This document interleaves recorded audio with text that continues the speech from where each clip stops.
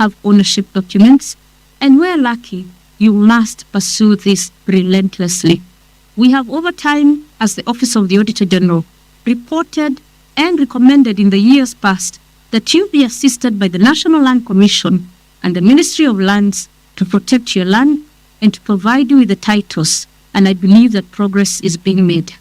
Where there are still challenges, you have the opportunity to bring this to my attention during the audit process. As I conclude, Honorable Chair and Honorable Ladies and Gentlemen, I must emphasize that my office is your partner in delivering sustainable and quality education. I encourage you to view our external audit work as value-adding. View our audit work as an enabler to improvements in the management of schools. This, however, is only possible if you implement the recommendations we make for improvements and communicate the support you need from us and from others to deliver efficiently and effectively. View us as the channel you can use to raise matters that are beyond your control or not directly under your jurisdictions. The cross-cutting issues that need the attention of the Ministry of Education, that need the attention of Parliament and other educational stakeholders, bring them to the attention of my staff when they come to your schools to carry out the audit process. Give us this information, engage with my staff, and we shall include these issues in our audit reports and make the necessary and appropriate recommendations and follow up on implementation. I wish you fruitful and impactful discussions in this conference, and I believe we shall see better outcomes in the management of schools and a seamless next audit cycle.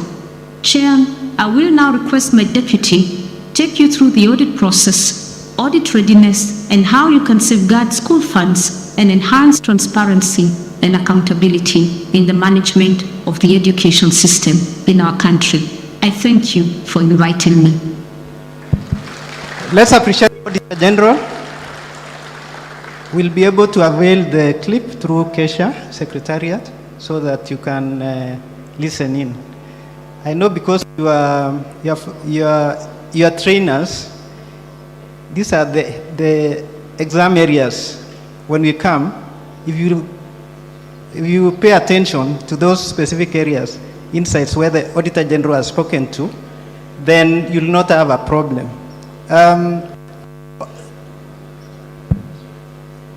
In her presentation also, she mentioned that you are accounting officers for the schools which you head, and I would like you at your free time to look at the Public Financial Management Act 2012 and look at the responsibilities which have been vested on you, and I'm sure we'll be able to achieve good governance together. So just the second part of our presentation as the Office of the Auditor General focuses on the following areas. We look at the mandate of the office, the audit services and the structure, and why audit readiness matters. Look at cross-cutting audit issues from audit of schools, the principles budget to books, audit opinion types, and conclusion and way forward. Thank you, National Chairman, for giving us this opportunity to speak before these honorable members. So looking at the mandate of the Office of the Auditor General, it's a constitutional mandate delegated to us by the people of the Republic of Kenya, and it's under Article 229. We audit accounts, that's subsection 4. We look at lawfulness and accountability in terms of use of public resources, subsection 6. And then we also look at effectiveness accountability, which is value for money. We undertake investigations, Article 252. We also do arbitration and mediation. We attend to special requests by the President and Parliament, and we also undertake risk management, governance, and internal control system. Ultimately, our goal is to influence the development of our nation and the delivery of quality and sustainable services to the people of Kenya. So, as an office, we are guided. We have a vision, which is making a difference in the lives and livelihoods of the Kenyan people.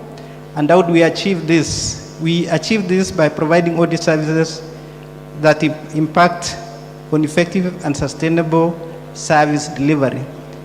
Being an organization, we have our core values which guides us in terms of integrity, doing right even when no one is watching us, credibility, that our reports are credible when they are put to test, that we resonate with the current issues. And one of the issues which we appreciate as a country is the issue of the Gen Zs. And you see yesterday, they brought the economy to almost a standstill. So it's an issue, even as we audit, we make sure that we have this as subject matter issues of employment, accountability, and also independence. So quickly looking at the audit types that we undertake as an office, we have financial audits, and I think this is what you are well versed for those who have submitted financial statements. We look at the annual report, what you have submitted, and the financials thereof. And the template for preparing this is prescribed by the Public Sector Accounting Standards Board. And George really made my work easy because she's the owner of the flower. Sindio? If you forget everything, don't forget the owner of the flower. Then we have compliance audit. Compliance speaks to the issue of lawfulness. Are you adhering to the regulatory frameworks that have been set? Are you procuring in accordance with the law? The committees that the Education Act 2013 requires to be established, the Board of Management Committees, do you have them in place? Then the other type of audit is performance audit. Performance audit looks at value for money in terms of, even if you have followed the law, was there value for money? And I like giving the example that the law says that for low value items, you can procure using quotations. So if the quotations that have been submitted and evaluated do not represent the market prices, then we'll say that there was no value for money in terms of those goods or services which were procured. Cross-cutting, the ones in green are special audits, and they cut across in terms of special audit could look into financial, compliance, or performance. So we have information system audit. We have a unit called public debt audit. We also look at public debt. It's one of the emerging issues in terms of fiscal sustainability. So the office has to align itself. Forensic audit, where there have been issues of fraud, corruption, or other financial improprieties. So this is normally triggered. Sometimes a whistleblower just writes to the Auditor General that there's an issue, or even Parliament may request that we do forensic audit. We also do procurement audits, just to confirm that we are aligning with the Public Procurement and Assets Disposal Act 2015. And then we have areas, emerging areas like citizen accountability audit and climate change. So how are we organized as an office? And it's important you understand so that you know where to engage when you're in need. I know most of us here in the room, you want to keep your auditors at arm's length. I've heard some people say that we are necessary evil, that you just interact with us when it's not very necessary and when you cannot avoid. But I think looking at the room, these ones are converted already. So at the top, we have the Auditor General.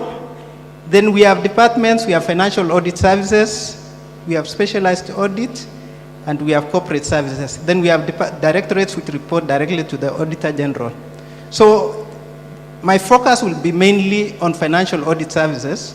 So we are divided into sectors and regional offices. So we have 13 sectors which mainly address the national government entities. And we are domiciled in Nairobi, the 13 sectors. They are headed by directors of audit. Then in the regions, because of devolution and to be able to provide accountability at that lowest point, we have 15 regional offices. I'll be able to show this. Then specialized audit, I think I've alluded to this already. And then corporate services is the one which supports the auditors. That's inward looking. So we have HR and admin, finance, procurement, ICT, PR and communication, and legal. And in our midst, we have a team from PR and communication who are also exhibiting. So make sure you find time to visit our booth. Then we have those specific functions, directorates that report to the Auditor General listed there, including internal audit. So on audit of national government sectors, the 13 are there. And in the interest of time, I've just highlighted education, which represents the sector which is here. I see a number of stakeholders. I see TSC. TSC is one of our auditees. What are TSC? I know they are your employer, but for this purpose, they are also auditees. I see KLB. KLB, wapi KLB? I see Kemi. Where's Kemi? I see Sepu and a number of others. So those are the sectors, the 13. We organize the way the executive order has organized the MDS and the state corporations and sagas under it. So, for example, education, let me use example, education. So education takes charge in terms of the Ministry of Education, the 3 or 4 departments, the commissions that provide services that are aligned to education, and that's TSC. And we also have all those other state corporations. On the regional basis, we are in 15 locations, and each regional office takes care of about 3 counties. So for example, in the Coast region, we have 2 regional offices. We have one domiciled in Mombasa here, which takes care of Mombasa County, Kwale, and Taita Taveta. We also have another regional office in Kilifi, which takes care of Kilifi County, Lamu, and Tana River. When you go up north, we have Garissa Regional Office, which takes care of Mandera, Wajir, and Garissa itself. Those people from the lakeside city, we have a regional office in Kisumu, which takes care of Kisumu, Vihiga, and Siaya. And then this other side, we have Homa Bay Regional Office, which takes care of Homa Bay itself, Kisii, and Migori. So depending which county you are from, in terms of submitting your financial statements, you don't have to send them all the way to head office in Nairobi. You can actually, you submit to the regional office and make sure that you have a copy where they acknowledge that you have submitted. So in terms of the audit universe, this is for national government entities. We have ministries, departments and agencies, 55 of them, receivers of revenue. We not only audit expense, but we also audit the process of revenue generation. So even KRA, which all of us are subject to, we also audit the process in terms of the way they generate the revenue and the way they account for it. We also audit consolidated fund services, including public debt. And under that, we have pensions and so on. So even the process in terms of administration of pension, once we exit from service, is one of the areas. Article 50, Chapter 15 of the Constitution has commissions and independent offices. We have 16 of them. Of course, we are one of the independent offices, but we can't audit ourselves. So we are audited by Parliament. We have donor-funded projects all the way going to secondary schools, public secondary schools. And you can see the number. 9,389, and it keeps on growing every day. Coming to the county government, the devolved function, we have a total of 1,914 financial statements to audit, and they comprise county executive and county assembly, so we have 47 of each of those. County revenue funds, receiver of revenues, we have corporations, which include cities, municipal boards, and water service providers.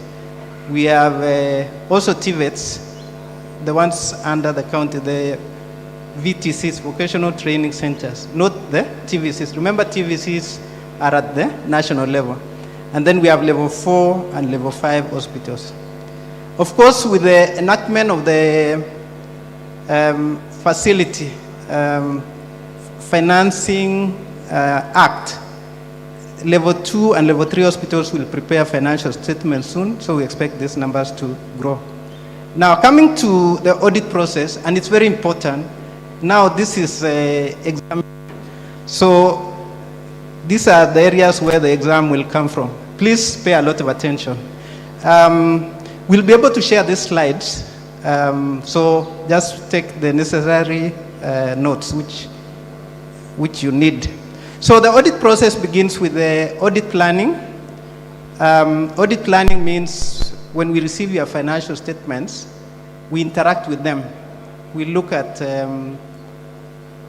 what systems are in place, how the controls work, and so on, to be able to develop audit tests that will help us in terms of achieve that objective. In this phase, the auditors may engage with you requesting additional information. They may require for ledgers in support of the financial statements. It's mainly desktop. It's done at our office.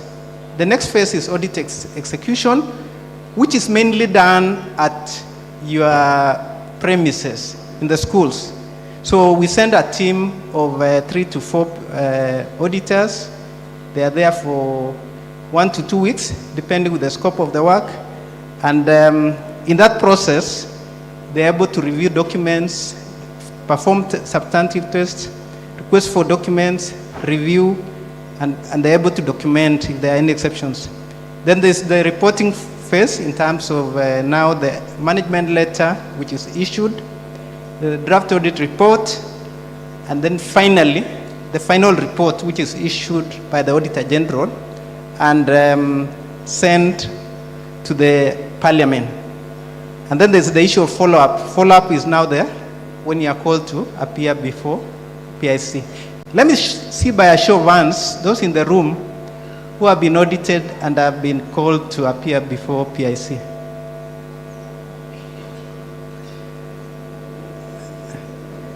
No, we are not victimizing anybody. Let me just see. Okay. So this is not a good representative sample.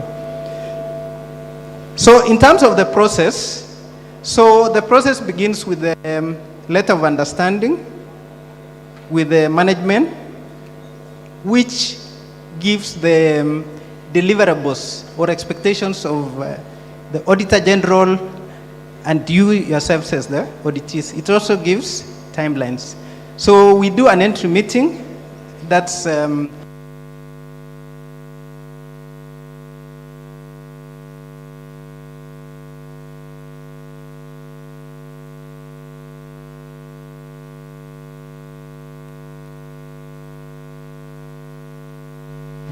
there's no audit which takes place before we do an entry meeting.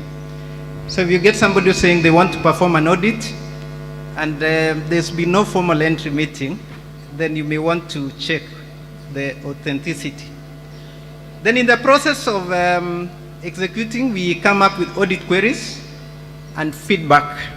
So there are certain things which we clarify in that process, and it's very important that you give attention to the auditors when they are in your schools, because the issues which have not been resolved and the audit query stage will actually find themselves in the management letter. And I'm not saying that you resolve the issues in an ethical manner. Make sure that you provide supporting documentation. Then we do an exit meeting, which is followed by, we issue management letter immediately, and then we await your responses. So this is the second window in terms of interaction with the auditors. And then we also give you opportunity to, once you respond, if there are issues which have not been clarified, we give you a day or two by way of a draft report. We give you an exposure of the report the Auditor General is going to issue. Then finally, once we finalize the process, the report is issued to Parliament, and you're summoned for public hearings if there are issues, and then there's an issue of follow-up on the implementation of audit recommendation. I want to say that the audit is not an end in itself. It's actually when you implement the audit recommendations, that's when we say that it has added value. And then we go for the next audit cycle. So, so coming to the topic of today, why audit readiness matters. So number one is, remember all of us, we are holding in trust the public funds. It's the accounting officer, the principal, the people you have appointed to work with you, the finance officers, the bursars. Those funds belong to the citizens of the Republic of Kenya. So one of the things is, which we should be asking ourselves, is how are we protecting these public funds? Secondly, how do we enhance accountability? How do we mainstream transparency in the processes that we do? And I know one of the things which comes up in our audit, normally we have, I know there's a process in terms of if you want to review, to request for fees increment, there must be an approval process. So we need also to have that in place where we have revised the fees to charge other than the amounts which are stipulated. Then ultimately we want to be able to earn public trust. So what are some of the cross-cutting audit issues from the schools that we have audited? We have unrealistic forecasts in terms of revenue. So we are very optimistic in terms of projecting the revenue. And so the impact is, at the end of the year, we have those liabilities which we have not settled, which we carry over. And then we have trouble in terms of suppliers. The second aspect of that is revenue leakages. Coming to the budget process preparation, we have errors in budget preparation. Remember, when you are preparing budget, if you overstate in terms of the number of students, I think that's the main driver, then it will impact in terms of the accuracy of the final budget. Then we have projects which were not in the procurement plan, which come in the middle, and the impact is sometimes we commence projects without sufficient resources, and we end up with stalled project. Of course, there's an issue concern in terms of NEMIS data, which is not accurate. And we have taken up this matter with the Ministry of Education. I think last week we finalized on a special audit on capitation, and we've submitted the report to Parliament, so in the next few weeks it should be up for discussion, and it will actually try to address this issue of capitation. We also have the issue of non-adherence to procurement laws, plans, poor record keeping, delayed exchequer, releases and payments, and budget absorption. Of course, I know the question which all of us will ask, why are you raising this issue of delayed exchequer, releases, and it's not within my path, it's not within my control, isn't it? So remember, the audit report is not only targeted for your specific institutions, but also meant to the other people, stakeholders, who are supposed to make sure that things are done in a timely manner. So we have issues of unsupported expenditure, inaccurate cash balances, and unsupported payables. I think in terms of preparing financial statements, actually getting a clean opinion is the easiest. We just need to build capacity of our bursars. And then as the accounting officers, you make sure you are in charge of the process. I'm happy that there's internet banking nowadays. One of the challenges in the past, when you're in Mombasa here, you used to pre-sign a few checks, check leaves. Na ina jina ya mwenyewe, who's the payee? So you have signed, and remember the principal is the mandatory signatory in that process. India, for every check to be paid. True or false? So how do you ensure that if you present a check, when you go back, that it has been paid to Edwin and not David? So the other issue is non-compliance with laws and regulations. There's also the school improvement plans. We have learners not registered in NEMIS and project cost overruns. We have also the issues of asset management, ineffective and unsupported internal audit and audit committees, lack of audit registers.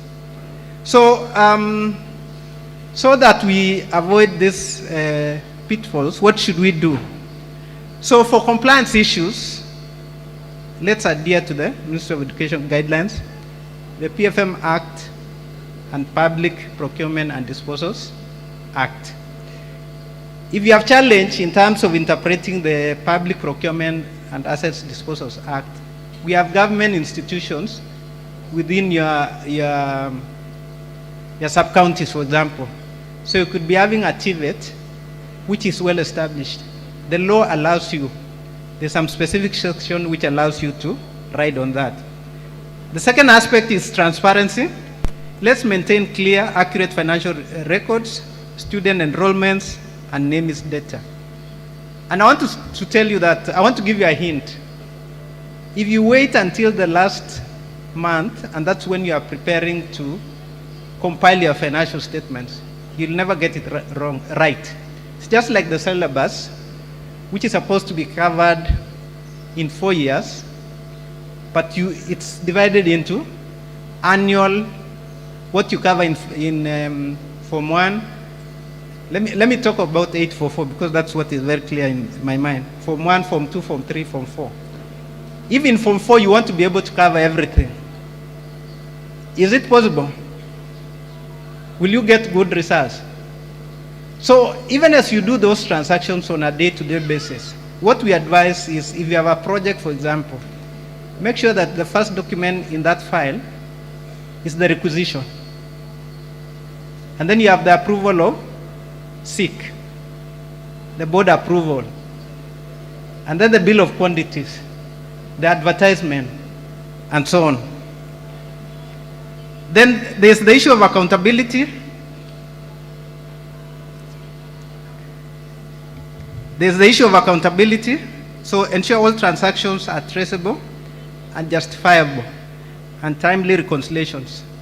As one of the controls, make sure that whenever you're signing off a payment or approving a payment, there is supporting documentation. Don't begin with the payment first and then you come and work with it. Try to complete your paperwork. And by the way, those bursars and accounting officers, they are very innovative. If you are not careful, you'll do double payment against the same goods or services because they bring the check first, you sign with a temporary documentation, and then later on, now when there is full documentation, if you are not careful, you'll do duplicate payments. Then there's the issue of efficiency and effectiveness in terms of use of resources. Internal controls cannot be overemphasized. And then finally, reporting. For the 2024-2025 financial year, the submission of financial statements is due on or before 31st August 2024. 5.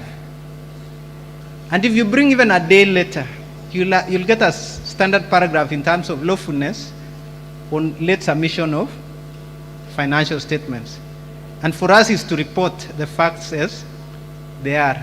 Then you go and deal with the MPs. I don't think it's a good, interesting engagement. Then in terms of stakeholder involvement, you need to engage school boards and parents in the budget approval process. We've spoken to the issue of realistic projections, documentation, approval process. We ensure that all expenditures are authorized and documented, linked to budget. Then the issue of capacity building. Allow the bursars to attend the capacity building initiatives. And I'm not saying that, that we should bring all the bursars to Mombasa, for example, or Nairobi. I'm sure it's their capacity building initiative, which is being organized by the Public Sector Accounting Standards Board within your respective counties. So pay attention to those, then they can attend. And also, of course, if you find time, then please go and check. Now, I want to just give you a feel in terms of the audit opinions. So we have 4 audit opinions which the Auditor General can issue in terms of financial statements. We have unmodified opinion, qualified, adverse, and disclaimer of opinion. Now, because I'm dealing with experts who empower, so unmodified opinion, it's like that learner in your institution who's a top performer does not have any discipline issues. Are we together?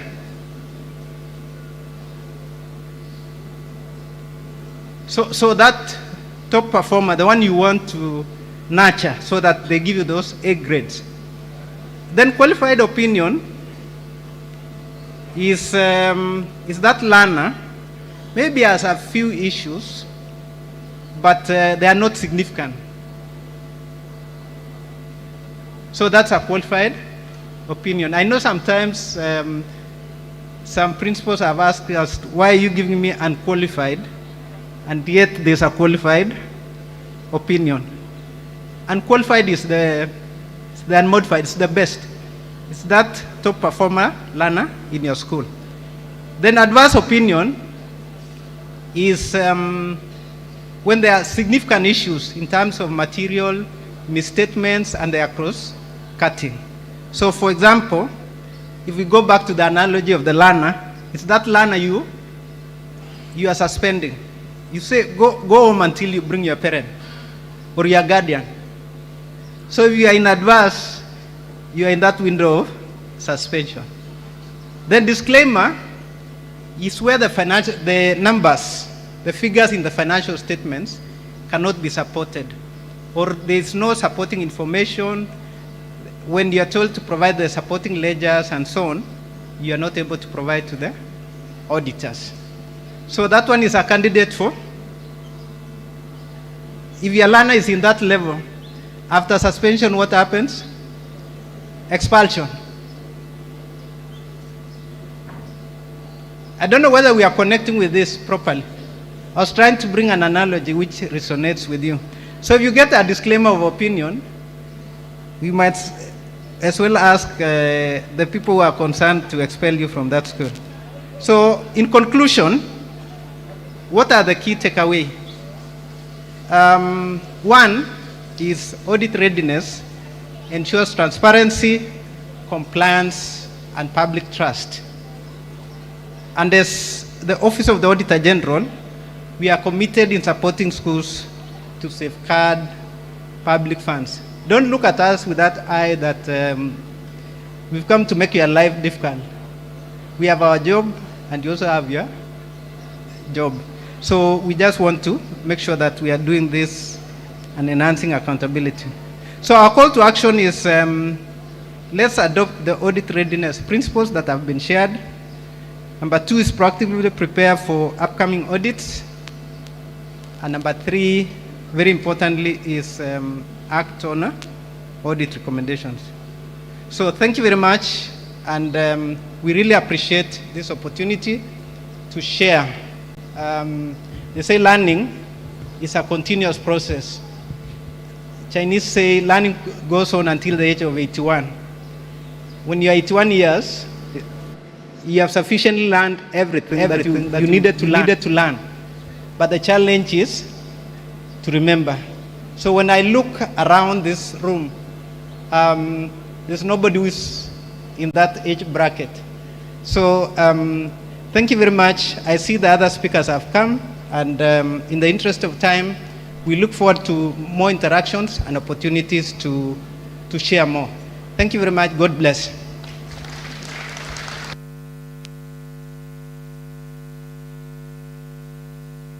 The most recent one after solarization is 3,900. So you can see we've really made a big saving.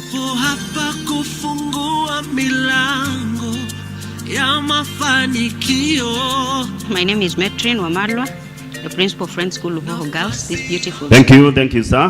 The Deputy Auditor General and Madam Georgina. It is a very, very big thank you. I would like to invite Madam Assumpta, Principal St. George's, Nairobi, to come and pass a vote of thanks.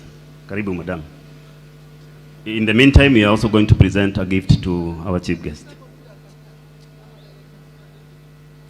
Thank you, Chairman. I want to ride on the protocols already declared. My name is Assumpta, and I want to move a vote of thanks. I want to begin with our mom, our Auditor General, Madam Nancy, for the clip that she did for us, very, very specially for us and for today. You reminded us your office is our partner. Thanks for the warm advice. Our Deputy Director, Sir, FCPA, Edwin Kamal, thank you for reminding us the audit process, reminding us to safeguard the school funds. And we are doing that, and we promise that we are going to continue being transparent and earning public trust. Madam Georgina, the owner of the floor, Madam Georgina, our Madam Ipsas, for providing the templates and helping us to be able to know how best to cook the ugali and to make it as tastier as possible, so that Madam Auditor General and FCPA can be able to know that we are doing well. We are trying our best, dear colleagues, and let us continue doing a good job. I want us to celebrate them. Shango na vigelegele kwa Auditor General. Makofi, makofi, makofi. Thank you very, very much, and we promise to do well.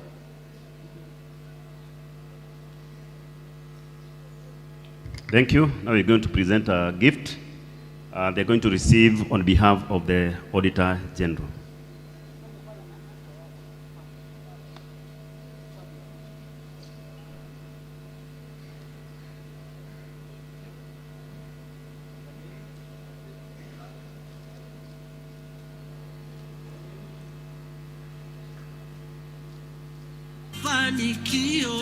My name is David Makoha.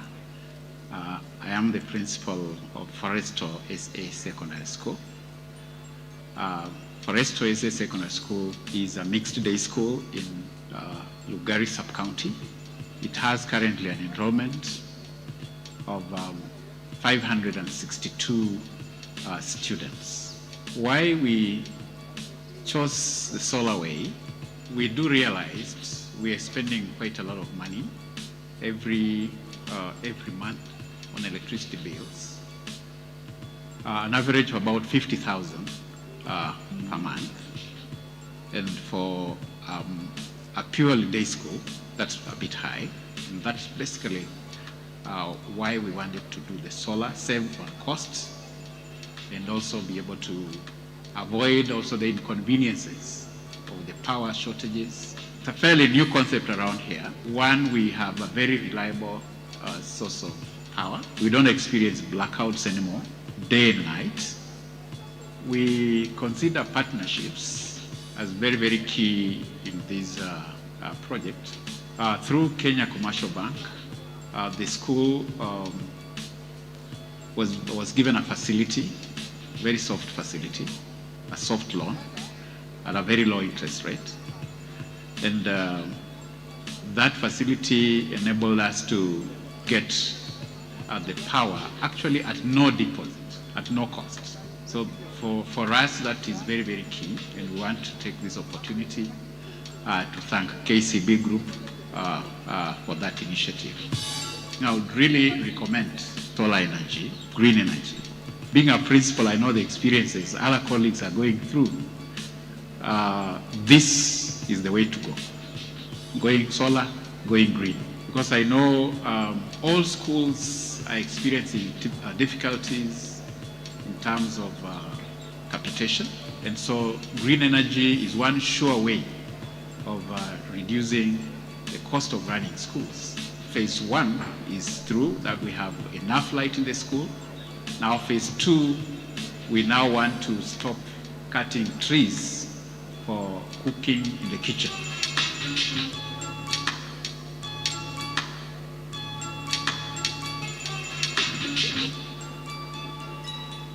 The very last bill I paid before we did the solarization, we had around 55,300 and something shillings. The most recent one after solarization is 3,900. So you can see we've really made a big saving.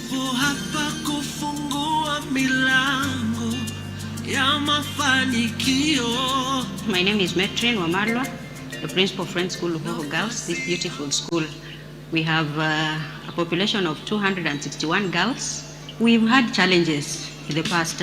There are so many, there's blackouts, interferences in preps, during prep time. We used electricity to pump water, and the bills were also very high.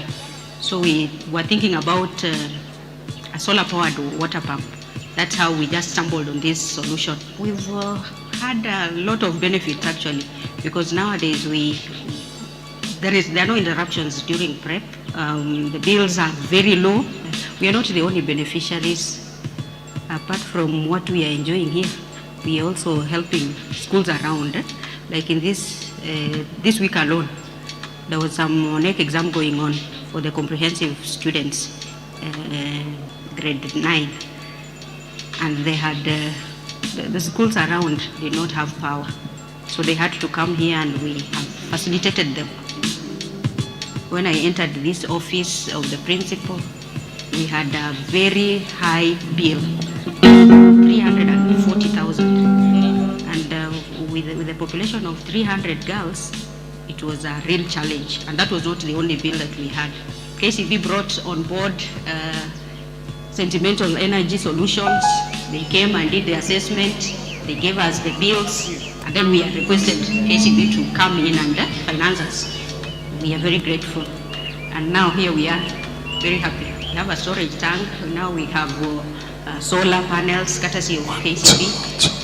They also, in collaboration with CDF, they have sponsored 2 classes here. I told principals they should not die under the strain. They should consider solar. Actually, the way I've already said. How are you? The last bill before we How are you back there? Was close to 50. Nipungie mkono. He accounts Minister of Enjoyment. Kwa hivyo ukiniona ujue unaenda kufurahi, na ukiona nimebeba gatauro ujue utasweat kidogo. Are you ready, ladies and gentlemen? Mko tayari?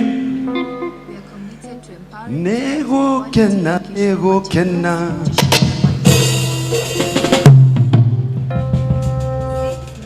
Guza kidogo tu kabla.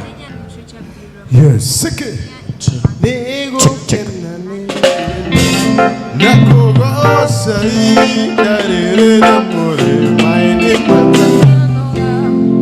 Thank you. Just briefing you before she comes in. The CEO is coming. Nataka tutasimama wote tumkaribishe, tumshangilie for like 5, 6, 8 minutes tops, alafu tutaendelea na program kutoka hapo. Bwana Elias, tuanze ama tusianze? Naomba tusimame wote basi, wote tumkaribishe Madam CEO. Wapi kelele?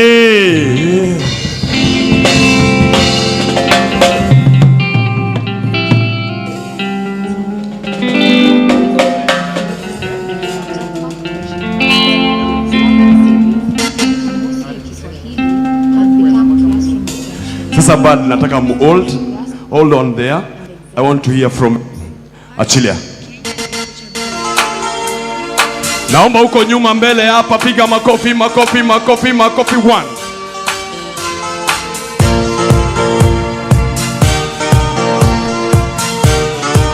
Give me a better one, makofi vizuri. Alafu mkiona akiingia tupige kelele, kelele.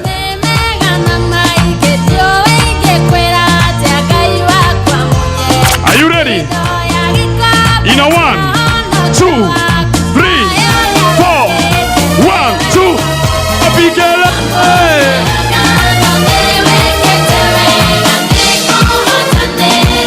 Wapigelele yake vizuri tafadhali. Yes, yes. Sioni uko nyuma.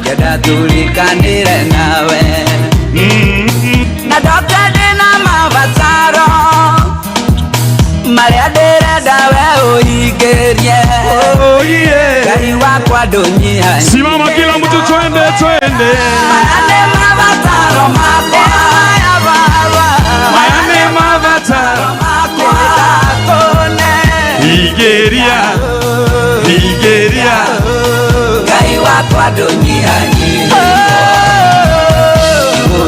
Nipe makofi huko nyuma, twende. 1, 2, 3.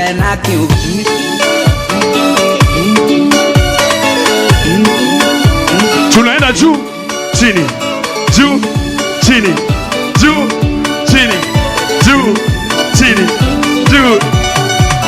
Nego kena nakogosa idalere ambure maede matana.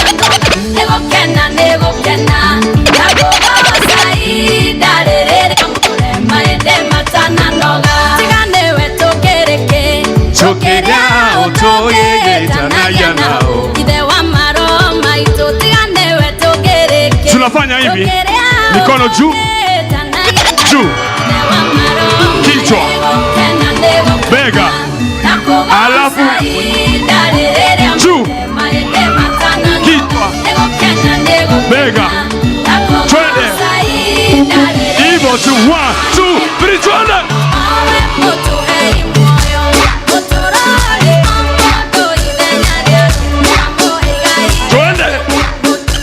Twende, twende, twende, twende. 1, 2, 3 people. Nione, nione. 2, 2. Kichwa, bega, kiuno, ruka, ruka, ruka, twende juu.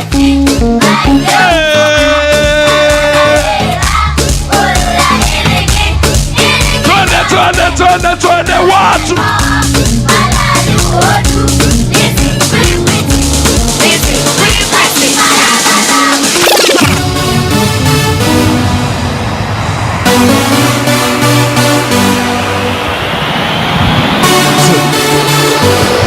Are you ready? Nipe mkono hapa kila mtu. 1, 2, twende, twende, papera, papera, papera, papera, papera, mwalimu. 1, 2, 3. Have a seat, please.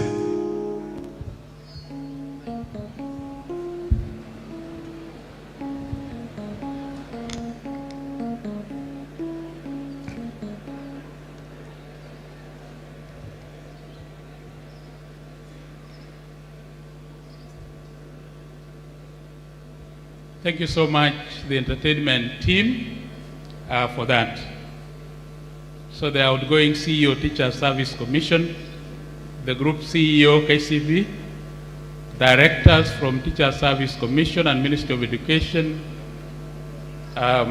partners, sponsors, distinguished delegates, ladies and gentlemen, Good morning. Good morning, ladies and gentlemen. We are moving on with our program, and we want to move to the next presentation, be presented to us by the outgoing CEO Teacher Service Commission, Dr. Nancy Macharia. And to lead us in this session is KESSHA National Chairman, Mr. Willy Mwangi Kuria. So I'll want us to welcome Mr. Kuria to come forward and carry on with the program from there. Mr. Willy Mwangi Kuria, kindly take over the podium to carry on the program from there as we continue. Can we cheer Mr. Mwangi as he comes forward? Welcome, Chairman, to carry on with this program from there. Karibu, Chair.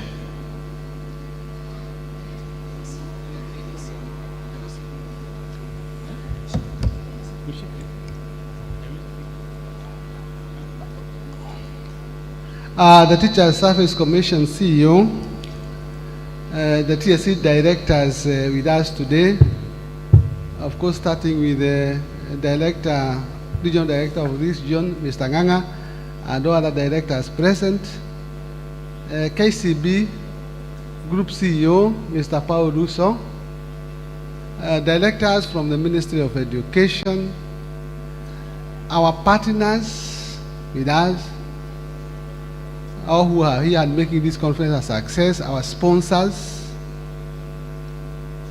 principals, my colleagues, Hamjambo.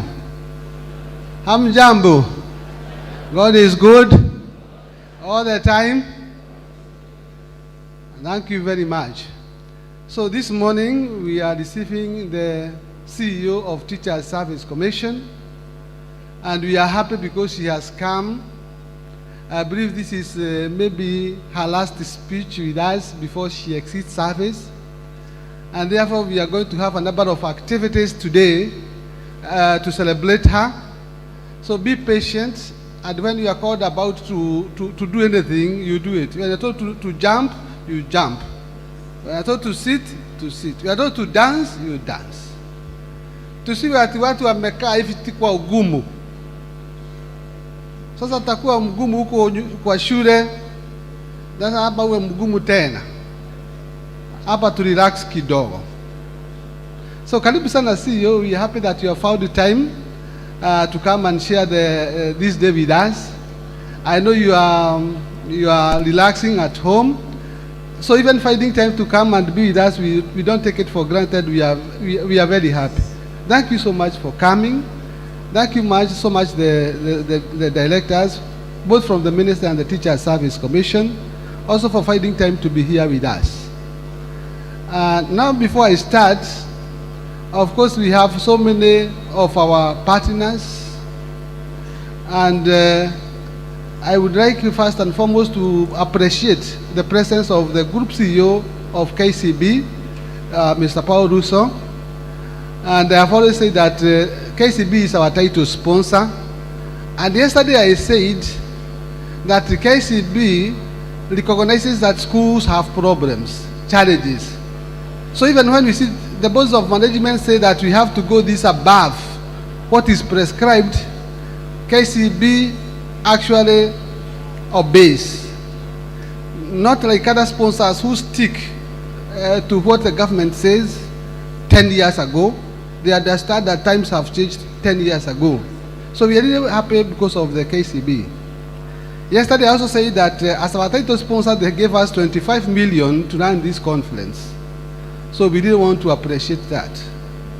Yesterday, the CEO was represented, but today he is here in person.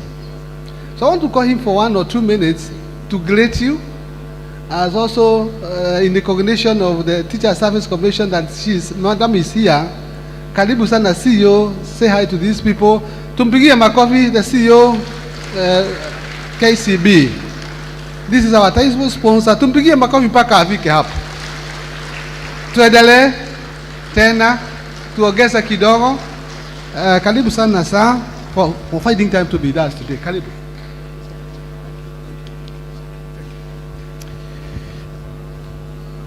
Thank you, Chairman, and allow me to stand on all the protocols already established, but to duly recognize the presence of the CEO of Teacher Service Commission.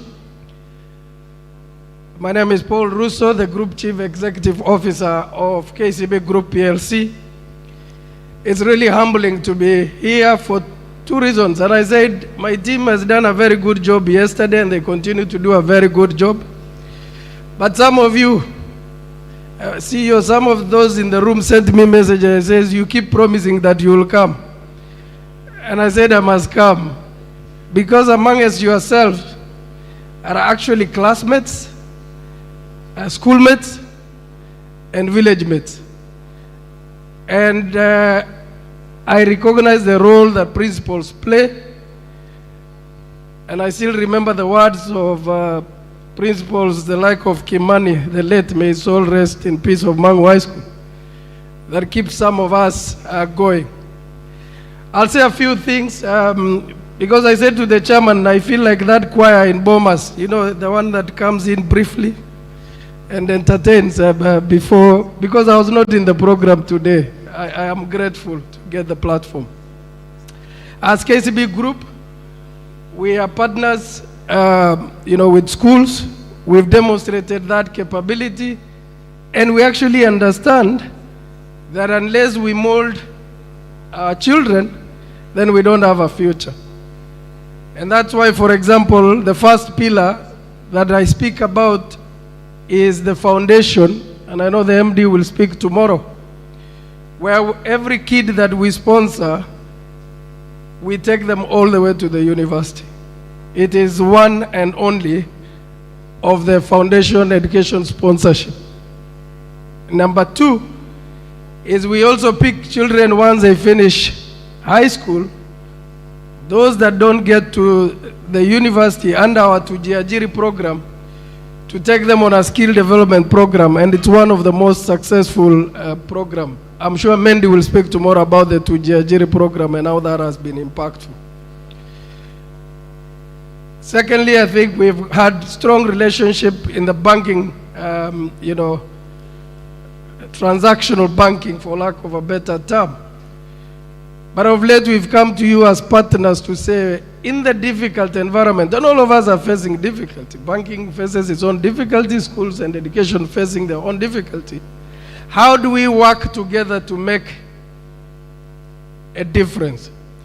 One, either in terms of efficiencies, and I've seen a number of us have adopted the green value proposition from KCB to a lower cost, but also to find ways to look at how your cash flows are, readjust responsibilities that you have to make it a lot more accommodative for you to be to run your institutions. So I want to thank my team that was here yesterday, and they continue to be, the tent outside there for a great job that they've done. I want to thank Chairman and his team for the continued support, and I guarantee you that we will continue to support and ensure that you meet and engage and deliver on your mandate, and also to assure you the support to schools. If you do not bank with us, there is a tent out there. I welcome you to meet our own colleagues. And if you're seated somewhere here and you are my classmate and a village mate, please, let your neighbor know that the institution is in good hands. And I assure you that we are a highly governed KCB. Finally, as people always ask me, what is KCB Group? Because we see KCB Bank. So KCB Group comprises of around 10 companies, and allow me just to position that correctly. Number one is KCB Bank Kenya, which is the sponsor, and you'll see them here. Number two is we run banking in Uganda, South Sudan, Tanzania, Rwanda, Burundi, and DRC. All those banks are owned by KCB Group. We also run the KCB Foundation as a company on its own. We run KCB Insurance Company as a company on its own. And we also run KCB Investment Bank and KCB Asset Management as independent entities. Those 10 to 15 companies is what forms KCB Group, a PLC. And that's what makes us the largest banking entity in East Africa. I assure you with that strength, we can do a lot more. Thank you for all your banking relationship. Thank you for your support, and looking forward to more engagement. I thank you. Back to you, Chairman.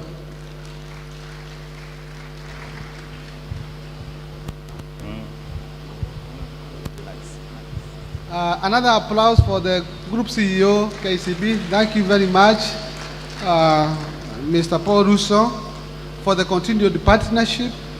I see we have so many partners. We have the KLB. I have seen they are here. We have Oxford and very many others. So we really appreciate you so much for partnering with us. I also want to recognize the Auditor General, who has also made the presentation this morning. And it was very good for us because we didn't need to get to know how we are going to do our mathematics. So, Madam, thank you for coming. And I want to say that we appreciate that even when you are actually exiting the service, you have found time to come here. And actually, you should not be so worried of the things I'm going to say here. You may not even respond to them. But I know there is the CEO who is acting. When you'll be handing over, this will be part of what you'll hand over, what I'm going to say, so that she can also act on them. So I want to, first of all, start by reading my speech here, and then I'll say a few other things.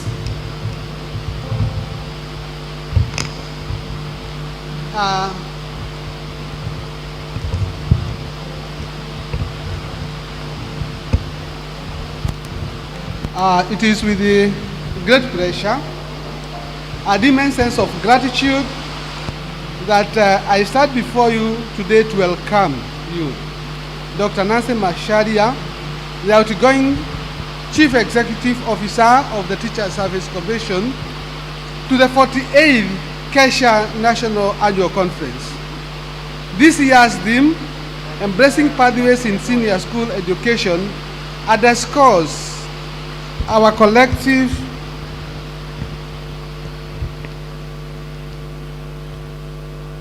Thank you very much. This year's theme, Embracing Pathways in Senior School Education, underscores our collective commitment to innovation and excellence in preparing our learners for the future. From the outset, KESSHA would wish to applaud both you and the Commission for the interventions you have made during your tenure in an endeavor to make provision of quality education in this country effective and efficient. The digitization of almost all the human resource functions of the teaching service in the last few years has been a masterstroke. In a departure from the past, TSC online platform has bestowed immense benefits to the teachers by offering wide-ranging services like application of transfers, access to pay slips, application of different types of leaves, thereby reducing red tape and increasing the productivity of teachers. The TSC mandate on the management of the payroll of teachers has been outstandingly successful, since salaries payment has always been prompt and consistent, even in the direst of circumstances, like during the economic meltdown caused by the ravages of COVID-19. We note with a lot of appreciation the phased teacher recruitment that is refreshingly bridging the staffing gaps, particularly in secondary schools. Your presence here today is not only an endeavor, your presence here today is not only an honor, but also a testament of your unwavering dedication to the teaching profession and the education sector at large. Even as you near the end of your tenure, You have graciously accepted our invitation, and for that we are deeply grateful. Your dedication, resilience, and the transformative impact will be remembered many years to come. We all understand that, like any other institution, the Commission continues to face a number of challenges. Challenges that we know you have worked tirelessly to address. As you prepare to hand over the reins and step into the next phase of your life, we wish to take this moment to express our sincere gratitude for your exemplary service. We wish you good health, happiness, and fulfillment. May your retirement be as rewarding as your years of service have been impactful. Allow me, on behalf of KESSHA and other members and other school heads across the country, to acknowledge some of the transformative milestones achieved under your tenure. One is that, as I have said earlier, is the timely payment of salaries. I want to say that sometimes back, we had an error which we used to call computer breakdown. Because every time the salaries would near, we were told that the computers have broken down and they are just being rectified, and several would go up to even the 10th of the succeeding month waiting for computers to be rectified. These days, computers do not break. And I don't know whether you are an expert in that area of computers, because now we get salaries promptly. So we are really grateful because of that. No teacher can complain that there has been any salary delay. In fact, the salary sometimes comes so early that sometimes we wonder, now by the end of the month, what shall I do? Because the month has come to an end, and I took my salary on 21st of the month. So now I have to do it to send an but we are really grateful for that. For our teachers, we want to be very grateful. There has also been digital transformation. The introduction of online services, including teacher registration, transfers, and promotions, has greatly enhanced efficiency and transparency. Of course, we have been applying our transfers online. We don't need to come to your office, and we are happy because the officers in the field act promptly. So really, the schools have stabilized because teachers do not have to keep on coming to the office. I remember there are those times when we would come to the TSC headquarters for anything, and the corridors were always jammed. You could not even find your way. But today we come to the offices and we find the paths are very clear. And so we really appreciate that that congestion that was there in the offices is now no longer there. We are happy because of the retooling of teachers for competency-based education. Your commitment to capacity building has ensured that educators are well equipped to implement the new curriculum effectively. Of course, most of us have been retooled as principals, and we understand before the end of the year, the teachers will have been retooled, as we learned from the chairman of the commission who was here yesterday. The employment and promotions, substantial number of teachers have been, a substantial number of teachers have been, and progressively continue to be promoted, while new teachers continue to gain entry into the profession through employment.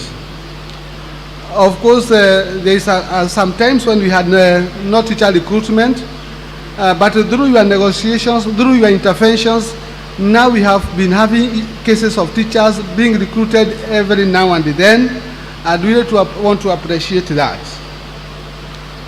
There has also been relative industrial calm.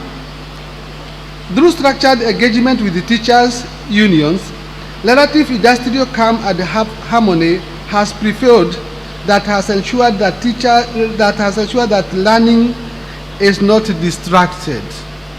Of course, there are those times that we used to be in the streets, of course, making various demands here and there, But now we are happy because you have opened your doors to the unions, and they have been able to be negotiations, and we are proud of you for that, for opening the doors. There has also been the devolution of the TSE functions at the county level, and that one means that teachers do not have to travel to the headquarters for various services.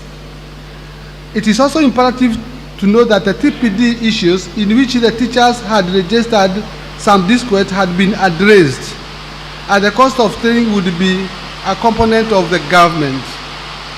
So we want to appreciate that when the TPD was introduced, we negotiated with you as the unions, and there was the agreement that it would be borne by the government, and now we continue to learn freely, and we are happy about that. I think I may go on narrating issues here and there, but I really want to be happy on behalf of these principles of the many things that you have addressed, and I want to say that the challenges will never end. Even after you leave, even the one who succeeds you will also have so many challenges, will come and leave them, so they will continue to be there as long as the profession is there. It is not only the teaching profession, but many other professions, all professions have their challenges. So at no one time that we expect there will be no challenges, they will be there. And we have always been told that life without challenges is not worth living. So you have had the challenges that have been there, and you have addressed them in the best way that you could. And now it's time to hand over to the incoming CEO, also to take the baton from where you will hand over and to continue to solve the challenges in the best way that he or she would. I'm sure that there are so many of us who would like to succeed you. In every field, I have heard that there is even in our KESSHA, there is somebody who is also planning to succeed you. So many. We also tunaleta mtu tuone kama ata succeed, lakini sio mimi. But even the directors, I know there is others. Hata ukienda kwa Minister of Education, kuna wengine. It's only the KCB that cannot, because they are not professionals in that area.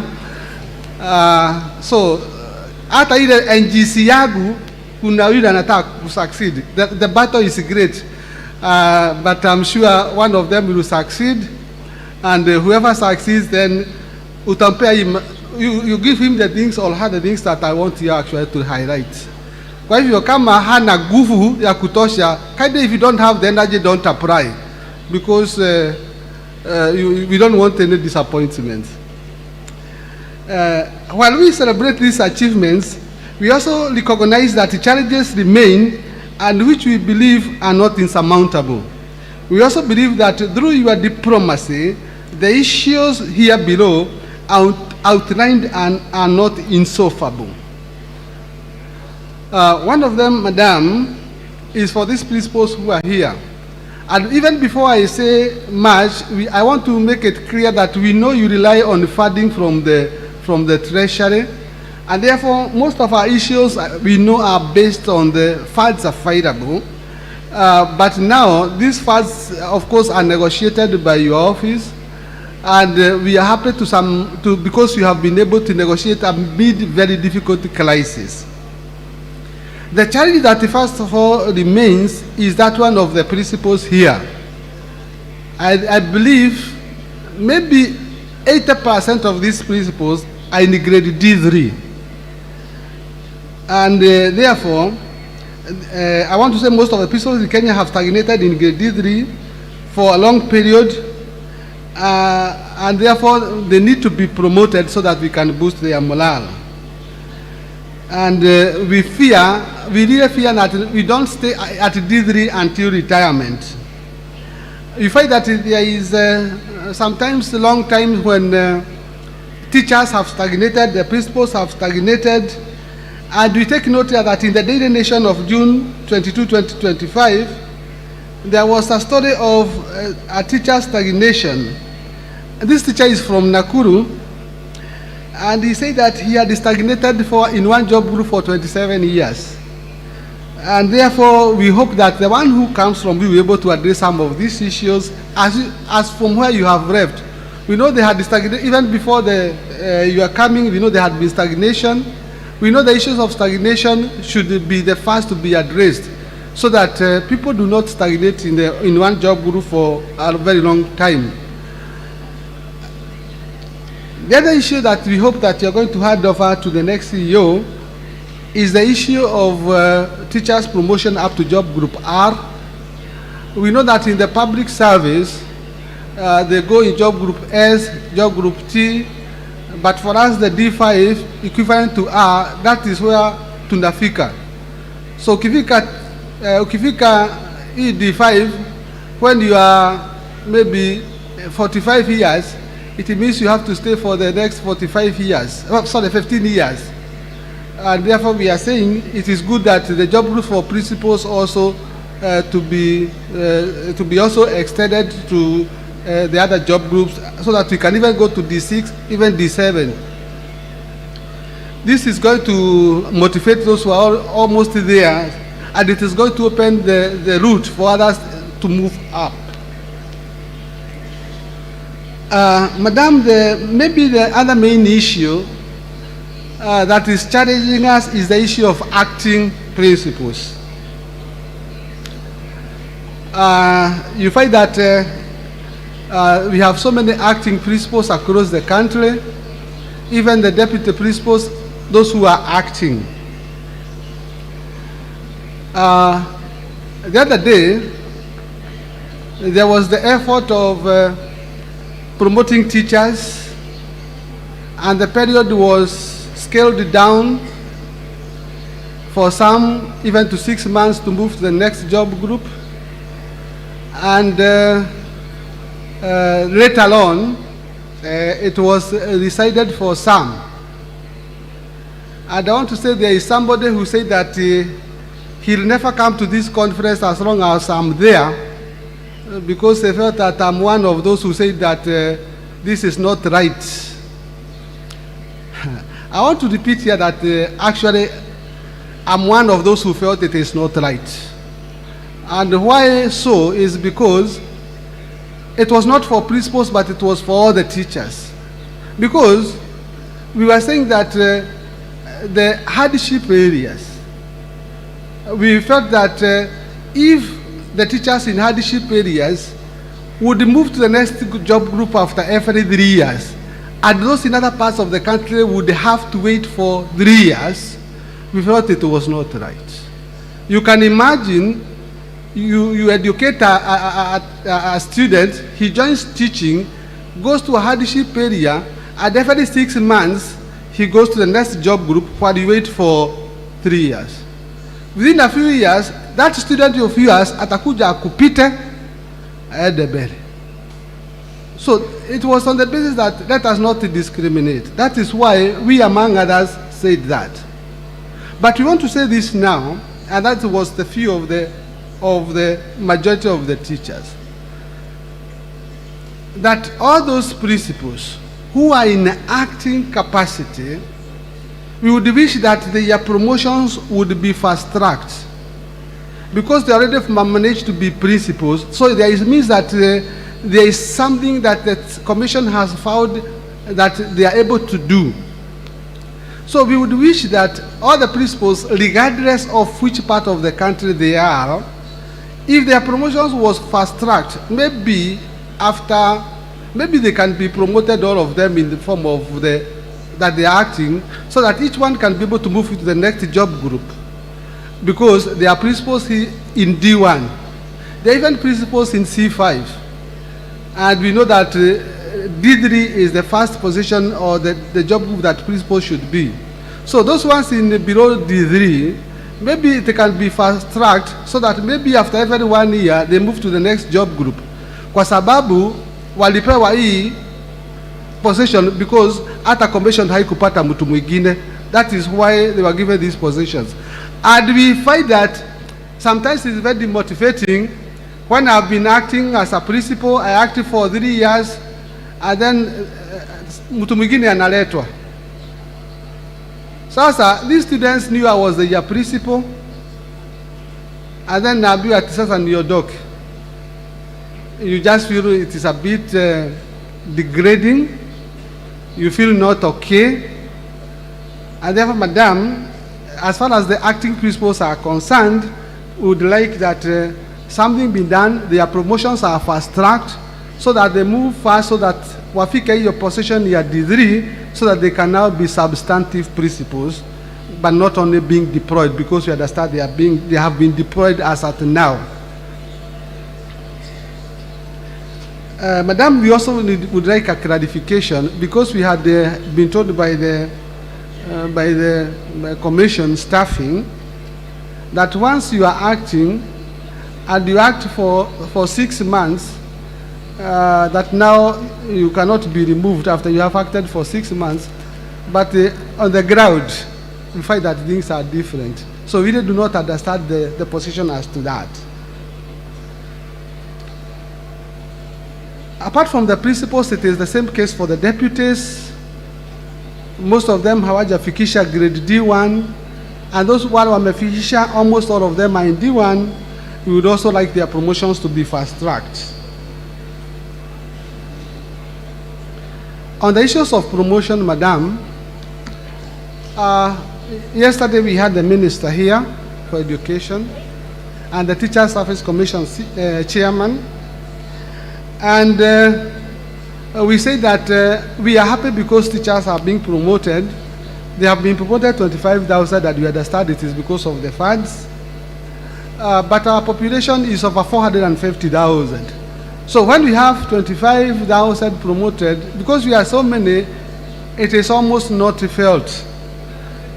So we want, I don't know how you are going to hand over to your successor, so that 25,000 can be sustained maybe 2 or 3 times in a year, so that by the end of the year it may be maybe even 75,000 promoted. All the same, we appreciate, because we understand and we know there is a time that all the teachers had stagnated. There were no promotions that were going on until the other day that we were able to fast track it. So we want to appreciate that for many years, for several years, there were no promotions going on. And now we are happy that it has started. Let it be sustained kindly.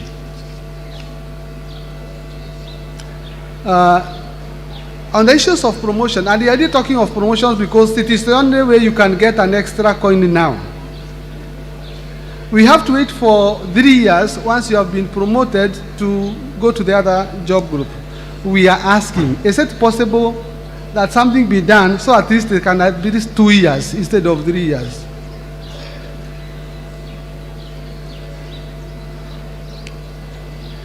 Three years is a long time to wait. So, Madam, if it can be 2 years, we can really appreciate. There is the teachers, when they are recruited in a station, they have to stay for 5 years before seeking a transfer. This is an era of Gen Z. So if one is problematic teacher, you stick with a gentleman for 5 years there. So sifanye miaka 2 ndio jamaa akikuletea shida, you pass him over. 5 years is a long time to stay with a problem.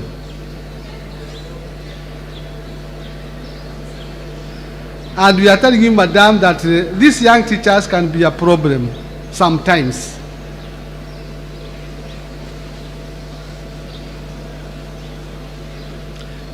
Finally, as I sit down, Madam, as I said, we are here with the unions yesterday, the Teacher Service Commission Chairman, the Cabinet Secretary for Education,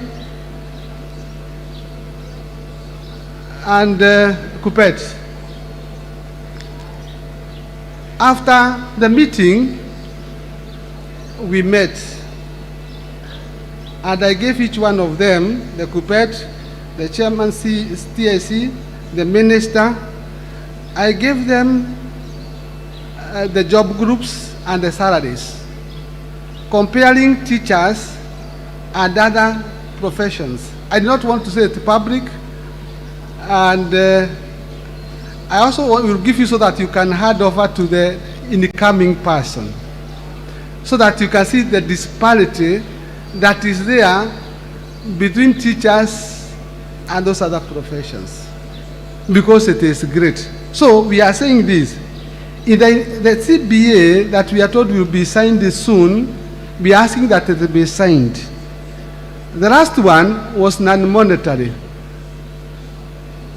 And we agree because it is both industrial peace. We would like the incoming CEO, and including yourself, because we know, although you are exiting, but we know that you are going to be an advisor on matters education. Hata ukiwa kwako nyumbani.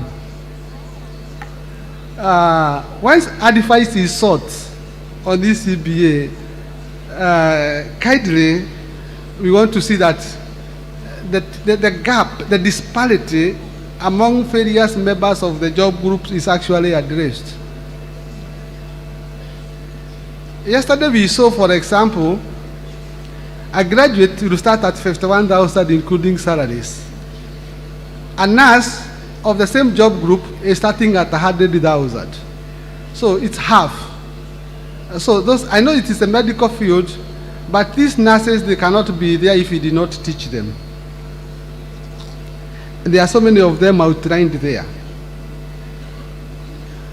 Once again, we want to thank you for honoring us with your presence today.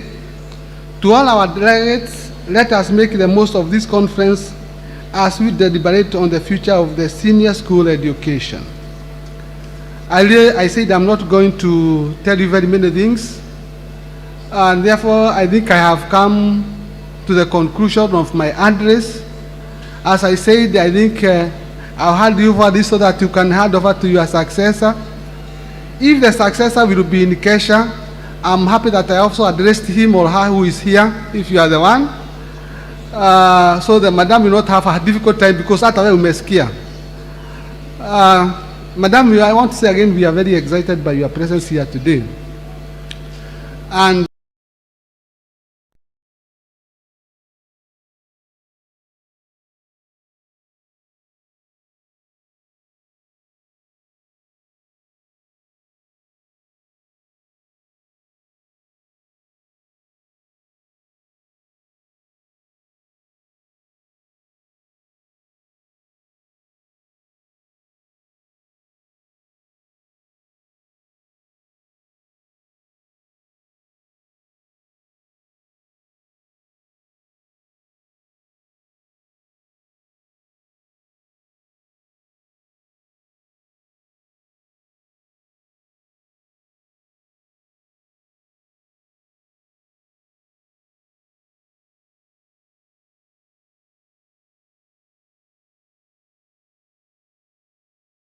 Daktari Nancy,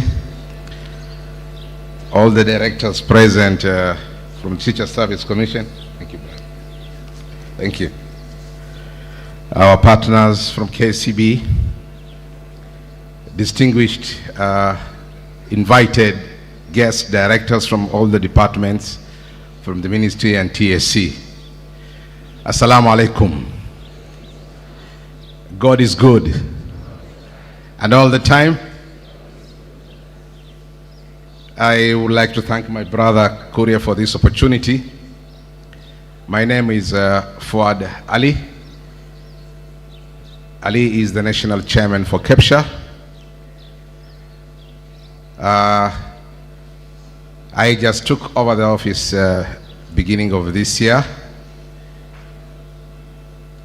after our late brother, my brother Johnson Izioka. Until then, I was his vice chairman. I've been with you in several occasions. I was with you last year in a different capacity. And I would like to welcome you to Mombasa, the ocean city. Na natumai tumeweza kujivinjari na bahari kidogo, si ndio? Kama bado, don't worry, I'm here as your lifesaver. So I can be your lifesaver guard at the ocean if you need to. If you do not trust the beach boys who are down there, I can assist you, I can give you my team. So I want to say karibuni sana Mombasa, County 001. This is the county I have worked for so many years, until and up to including today. And as from tomorrow, God willing, I now belong to County 047, to Madam Victoria. I'm going to be having a new boss now, leaving my brother. So as I'm proceeding to work now at Nairobi, due to the work that we have at KESSHA offices, I want to say we are very grateful to KESSHA and KESSHA as working partners in the reforms of education in our country. I have a small message to deliver, Madam CEO, on behalf of the KESSHA and to all the delegates that are available today. Ladies and gentlemen, it is my honor and privilege to join you today on behalf of the Kenya Primary School Heads Association, KESSHA, as we convene to reflect on the reimagine the future of secondary education under the competency-based education. Let me begin by commending KESSHA for selecting a timely and forward-looking theme, embracing pathways in senior school education. This theme affirms our shared responsibility in unlocking learners' potential and guiding them towards meaningful, personalized learning career journeys. As a shared milestone in education reforms, KESSHA, we take great pride in having worked closely with the first CBC cohort from grade 1 to grade 9. Today, we stand a pivotal moment preparing to hand over this pioneer cohort to the senior school. The journey has not been without its challenges, but it is affirmed the power of partnership, professionalism, and resilience in implementing education reforms. Together with you, our counterparts in KESSHA, we now shoulder a shared responsibility to ensure a seamless transition that safeguards learners' rights, nurtures their competences, and position them for success in dynamic and evolving world. KESSHA supports the transition to senior school pathways, and as leaders at the junior school level, KESSHA members have played a fundamental role in preparing learners for the three senior school pathways: the arts and science, the arts and sports science, the social sciences, and STEM. Our contribution has included in the following: conducting early career guidance and talent mapping, sensitizing parents on the importance of learners' interest and choice, creating awareness of how pathways align with future opportunities, and advocating for support systems that are inclusive and equitable. However, a transition planning progress, it is evident that many schools in marginalized and rural areas may face limitation in accessing the full range of pathways. Learners with special needs, talents, and abilities also require tailored guidance and placements. These realities call for transition structures that are positive to context, ensuring that no learner is left behind due to the geography, resource constraints, or individual ability. At junior school, there is also a pressing need to address the staffing gaps, and I'm sure Madam CEO has done her best, but we're expecting more from the TSC. The staffing gaps and build subject-specific competencies, especially for arts and sports science and STEM-affiliated subjects. Adequate trained teachers and learning resources are essential to ensure meaningful engagement and equity in pathway access. To the Ministry of Education, which I know they were here yesterday, and I know partly they are here today, KESSHA urges the ministry to ensure that the forthcoming senior school guidelines are not only robust in policy, but also practical in design and implementation. We further advocate for a clear, objective, and transparent transition criteria from junior to senior school, one that builds on the competences, values, and achievements nurtured at junior school. Learners should be assessed holistically, not solely on academic scores, but with consideration for their strengths, interests, and potential.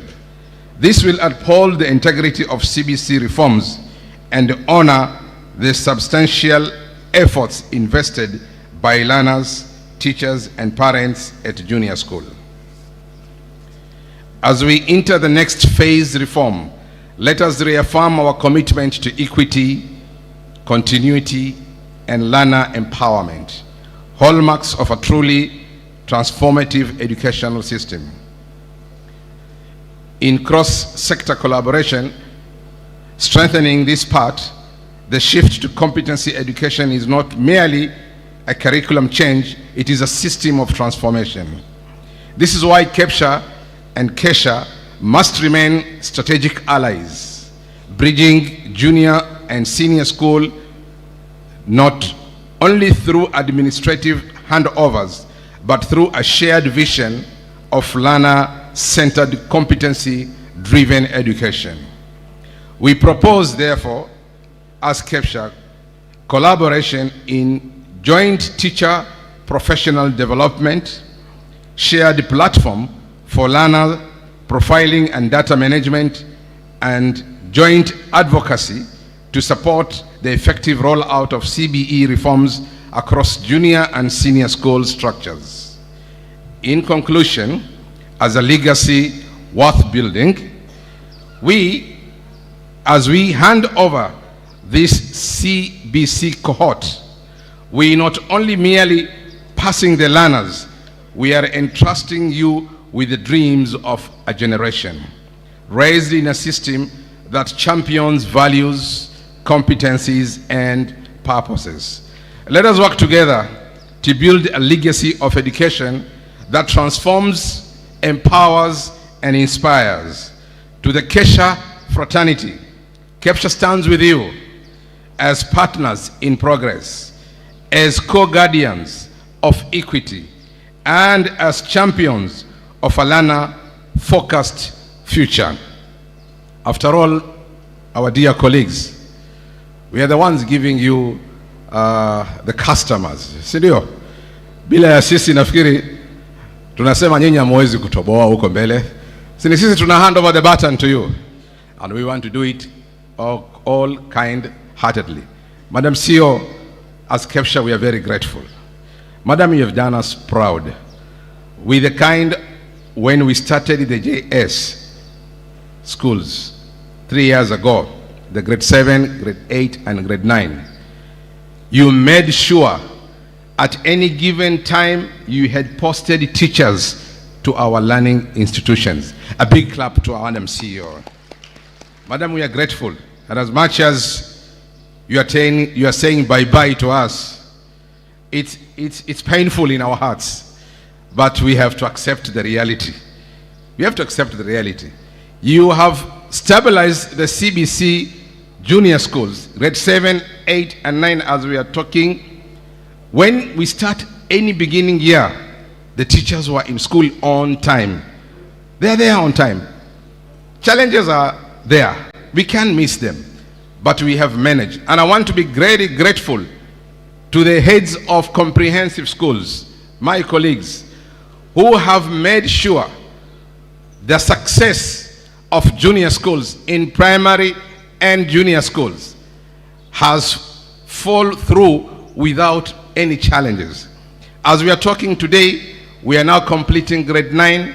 Next year, we are handing over the cohort to grade 10, successfully gone through the cycle of CBC from pre-primary to primary and junior school. And I want to say congratulations to my colleagues. And Madam maybe before you close the chapter in your office, nawahi kusema maneno haya na nimezungumza mara nyingi sana.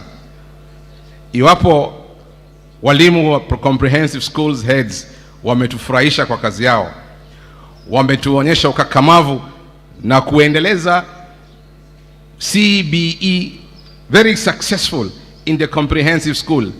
Waswahili wasema, madam, chanda chema huvikwa pete.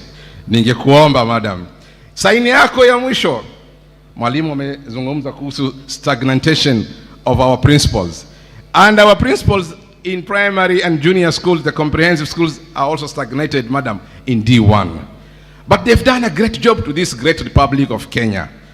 Chanda chema huvishwa pete. May your last signature in the office, madam, do a promotion to our members. God bless you, madam, as you go to your new career. Asanteni sana, Mungu atubariki sote.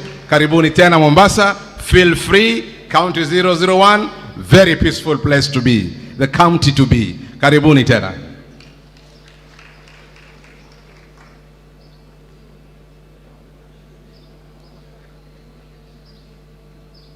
Thank you very much, Mr. Fuad. You have told us you are leaving the ocean, although you are a swimmer. Welcome to the city of jams.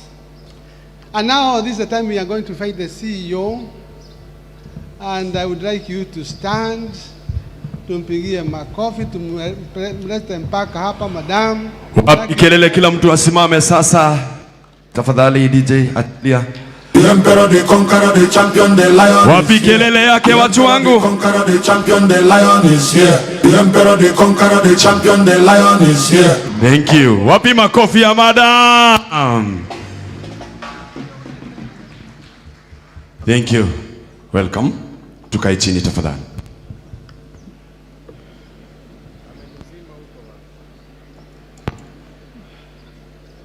Thank you, both chairmen, KESSHA and KESSHA, and all the board members of KESSHA, TSC and MOE colleagues who are here, and the colleague principals who are also teachers like me, the KCB group CEO, esteemed delegates, good morning. It's good when you talk after the two chairmen.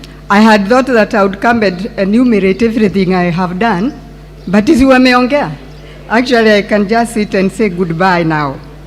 And as you can see, I was called from my leave. I am waiting to hand over in TSC on Monday. And as I told some of the colleagues that I addressed, who are principals of national schools, I'm feeling like a young girl again. And I'm so happy. I retire very happily. And I came because Kuria and a few other heads here told me that if I don't come and we meet in the streets, hawata ninunulia chai. And you know now I'm not salaried. So if you see me in this cap, it is not fashion. Ni vile hata sijui where the comb is. Me, I'm looking after my chicken at home, and I just walk and came. So good morning once again. I have heard everything that has been said by both chairmen, and like I have told you, mimi sasa nitakuwa naangalia hii vitu kwa view sasa. And there is no better feeling than that. When I look at all the challenges awaiting both TSC coming from both KESSHA, I can see NAT, I can see KUPPET, I think, then I know there is some job ahead. But I know that the people that I have left behind, including the acting CEO, all the directors have been mentored well, and the board, of course, they will do a marvelous job. So just allow me to say my goodbyes in 2 sentences, because the instructions I have is that these challenges will be handed over to me to then do what? Hand over on Monday. And I am usually a very obedient officer.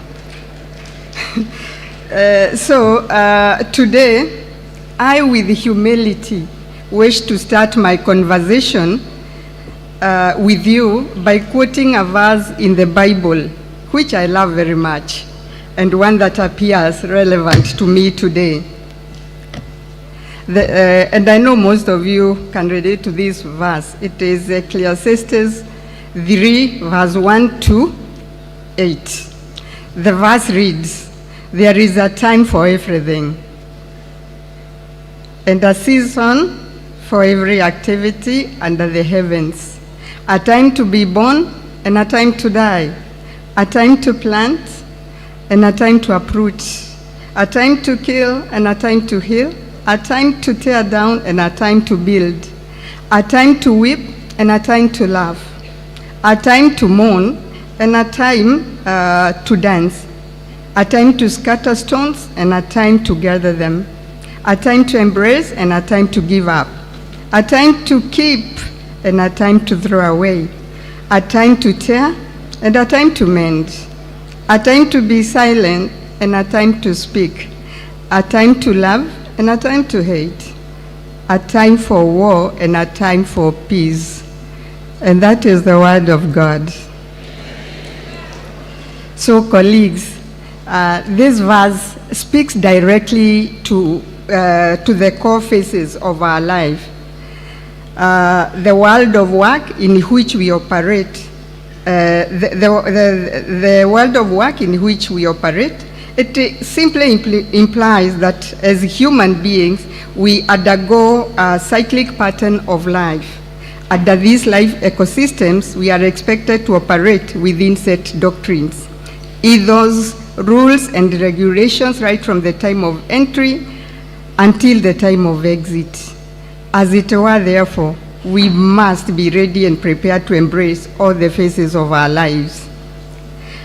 While I do not wish to sound like I'm preaching to you today, I am excited to announce to you that this conference has come at a defining moment in my life and my own world of work at the Teachers Service Commission. What a week. Indeed, this last week of June 2025 marks the last week of my 10 years of service as Chief Executive and Commission Secretary of the Teachers Service Commission. I think I need a clap, jameni. Vile mumenitesa. Hiyo miaka 10. So, this week, si munaona hata I have worked as a CEO, I can't even get fat. Have you ever asked yourselves why? Ni ile maneno munanipeleka through. But I applaud you. You have made me a seasoned CEO, and I'm happy about that. So this week brings to an end my 38 years of service with the TSC, a period within which I worked as a classroom teacher, a school administrator, a director, and eventually as the chief executive officer. I have risen through the ranks. Hakuna hata moja nimeruka, hata moja. If you see my CV, you see how I rose to the top. Hata moja. I cannot therefore be more excited to spend my last week in office addressing the highest cadre of managers in the name of school principals who have been the reason I celebrate my sojourn at the apex of TSC.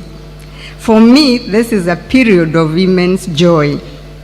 So I will disappoint you a little if you expect me to delve into the topic of senior school competence-based education pathways, for which I was asked to speak about.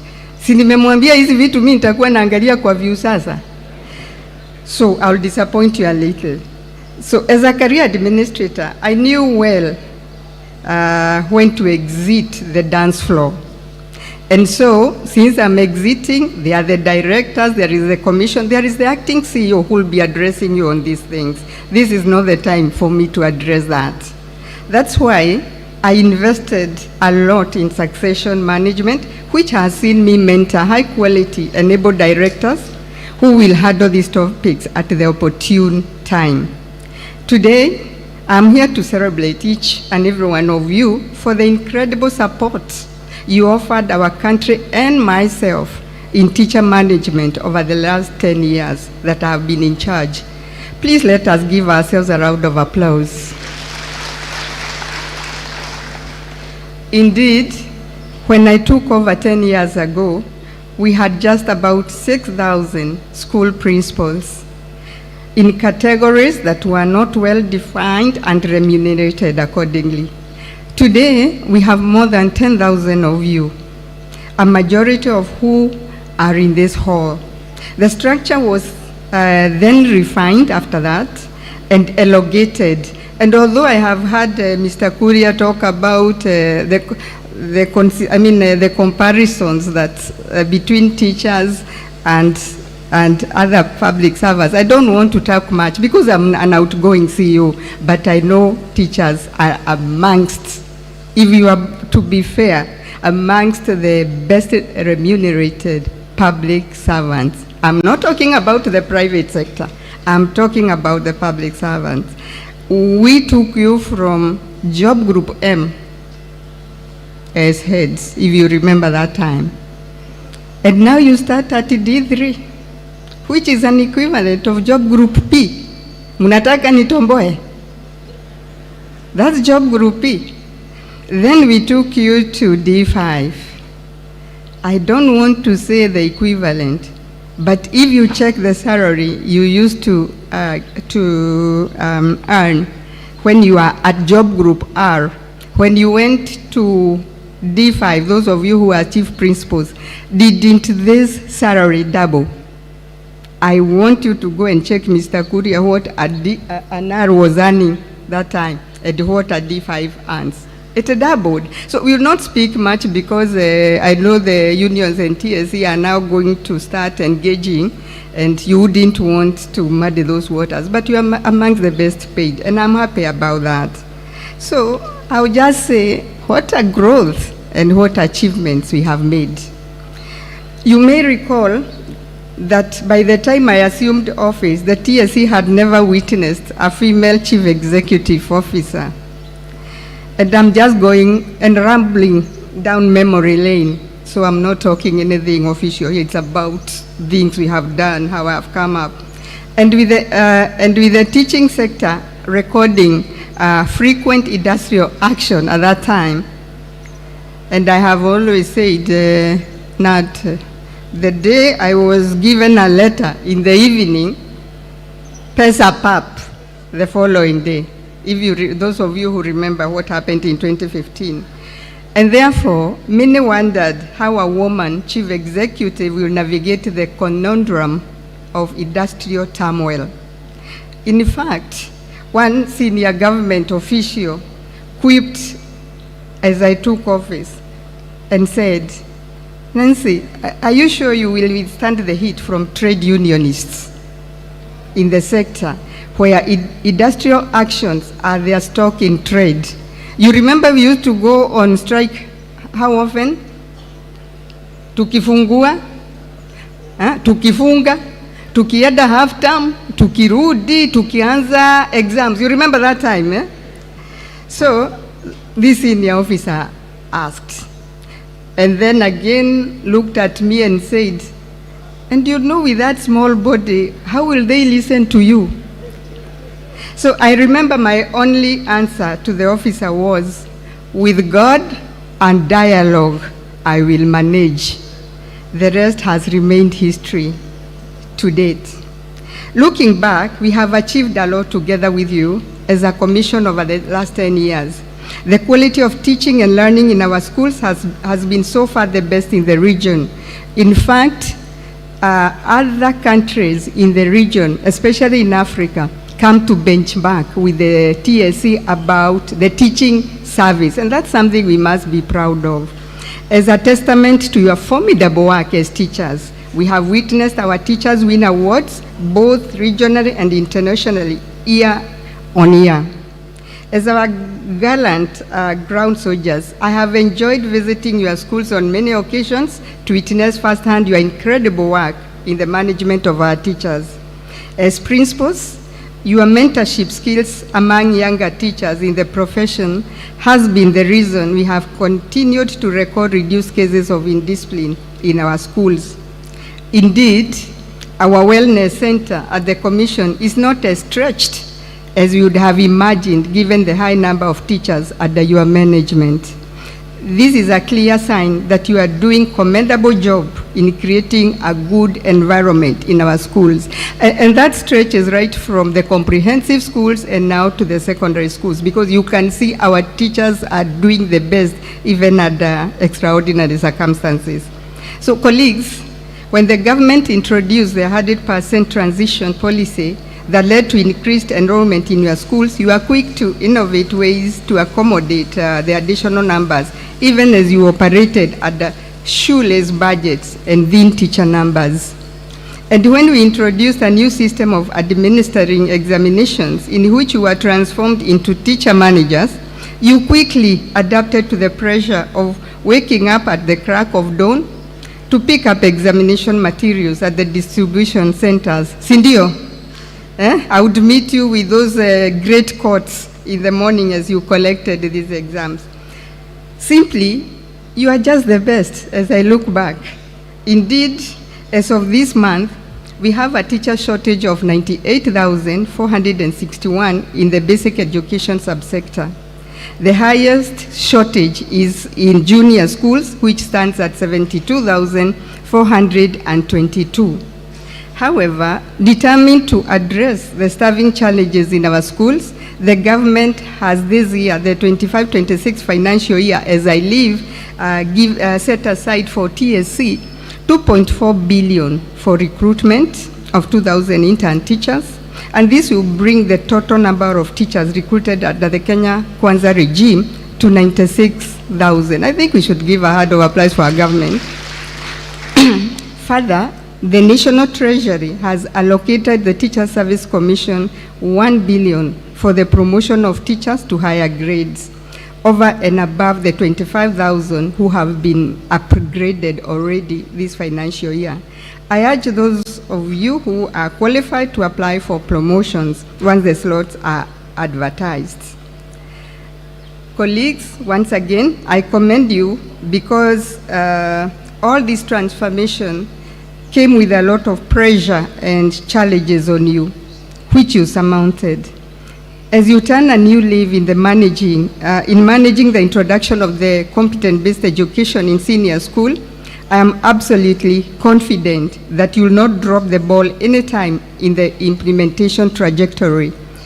As solid professionals, you will midwife the process and admit on your respective schools the grade 10 students next year in a seamless manner and with great efficiency.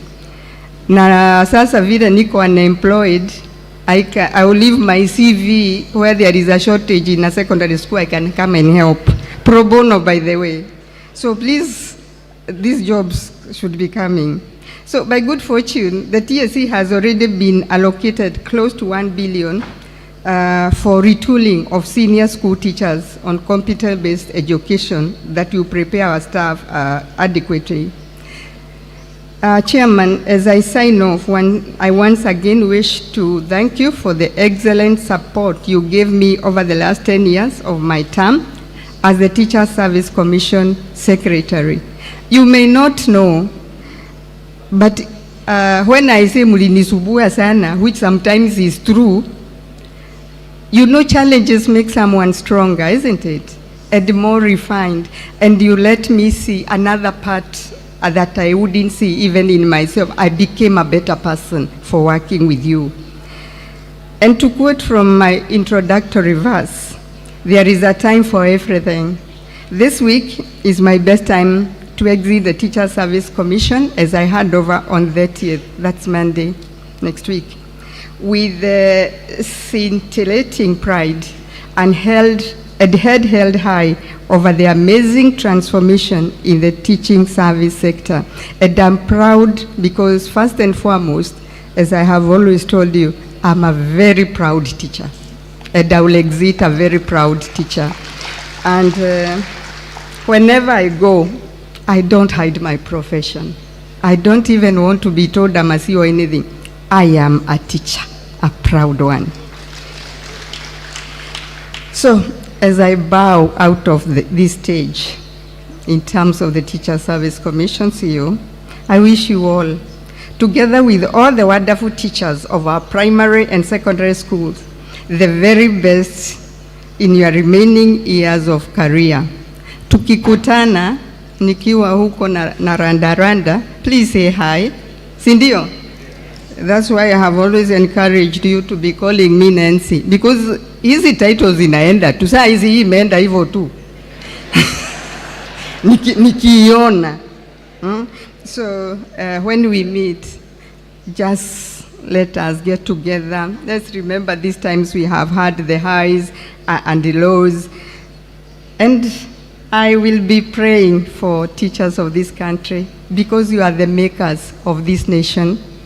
And I know you are also very proud of me. So, Chair, sijui sasa niseme thank you na ni bow out ama namna gani? So, thank you very much indeed.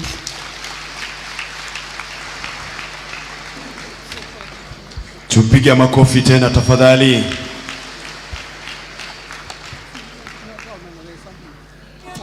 Now I think I want the team that is to present to the CEO to come forward and take over kindly. She's catching a plane very soon, so let us tuharakishe kila kitu pamoja, presentation. Haya. Nani yako hapa?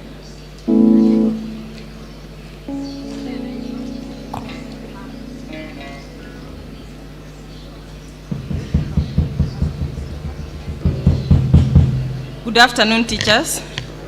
I'm Teacher Lucy, that is my name.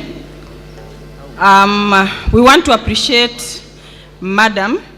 She says the title has gone, but she has not handed over, isn't it? We are told not to unbuckle our safety belts until the flight lands and the doors are opened. She might be told to continue. So we shall still call her Daktari, CEO, Madam Nancy.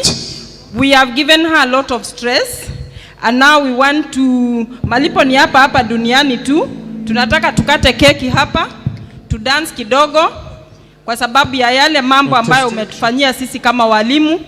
Tunashukuru sana. We thank her because, as she's saying, those of us who are here, we know what we have benefited after she took over the office. And as a lady, she has shown us that mbele iko sawa. Ama namna gani? Mbele iko sawa. Kwa hivyo tutakata keki na tutakuwa na shamra. Kwa hivyo tutasimama. DJ. Tuko tayari. DJ. Tuko tayari, madam. Asante sana madam, tunashukuru na tunaona mbele iko sawa. Thank you very very much. Haya, tunangoja DJ. Tuko tayari. Fungua. Naomba mumulete sasa pole pole. Haya, directors wetu tuje hapa mbele. Directors, Mushike mulete pole pole. Tuje hapa mbele, regional, county, tuje hapa mbele, tulete madam. Madam, ngoja. Piga makofi simama. Kwa oro wa wendo. Wendo yunyende toni Jesu.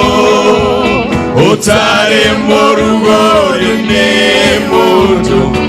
Wendo wa maheyania. Kwa oro wa wendo. Wendo yunyende toni Jesu. Utari muru. Tunazunguka pole pole hapo tu. Twende hivyo. Fuata nyuma. Goro yako nila Kenya. Goro yako egatuma. Goro yako ekaiwa wega. Itondo wa muhono kia. Goro yako twende tuvuta tukwe na mogidhi kidogo tu hivi. Goro yako egatuma.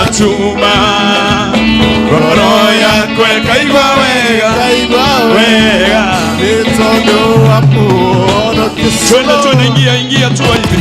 Ingia hapa, ingia hapa, ingia hapa. Madamu akae mbele hapa tu tuenjoy wote pamoja. Tusifunike keki. Twende sasa kila mtu mjuu mikono juu twende.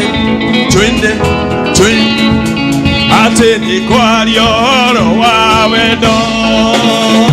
Wendo yo nyende tuone Jesu. Piga makofi. Otare morugore nyewe. Wendo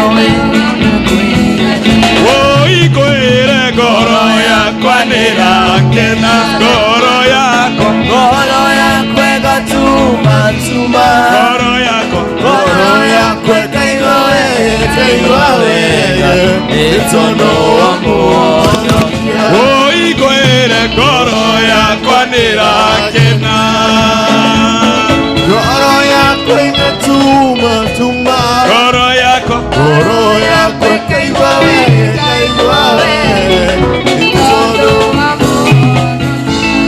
Otire utendete kwendoa Inyawe no inenete kwendo Ona yini nyenete kwendoa Wendo usama kwe Oi goro yako anira Goro yako ega tuma Goro yako ega iwawe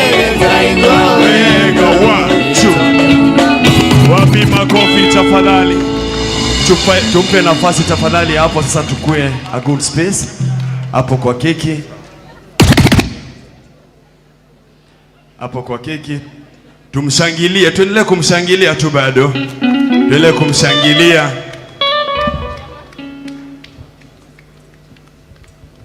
Chairman tafadhali, chairman wote wawili wasaidiane hapo kukaa.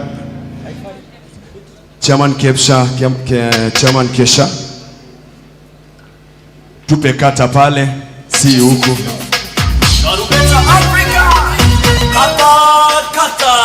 Washa.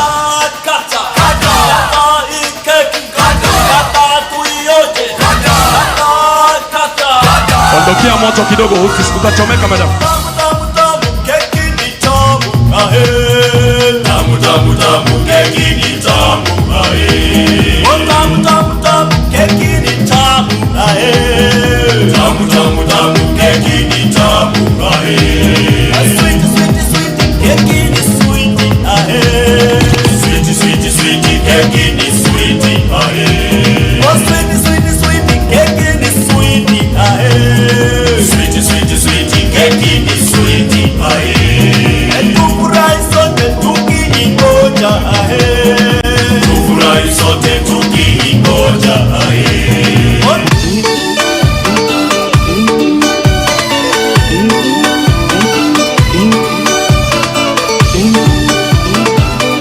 Thank you kidogo DJ. Thank you DJ. Please to. Haya, chairman anamumisha keki ili alipe malipo ya kumtesa. Na hiyo ni ishara kwamba kilo zitaongezeka. 1, 2, 3. Wow. Chairman KESSHA. Maestro. Chairman KESSHA. Alishwe. Thank you, madam. Thank you. Haya. Chagua kubwa kidogo. Ongoja kwanza meze. Jamani, hatuna maji, hatuna soda, tuna Mungu. Tuna Mungu. Haya, KESSHA. Kwa niaba ya walimu wote, makofi kwake. 1, 2, 3. Thank you. Wow. Sasa naye madam atawalisha wale wengine, atalisha mpaka Kupet.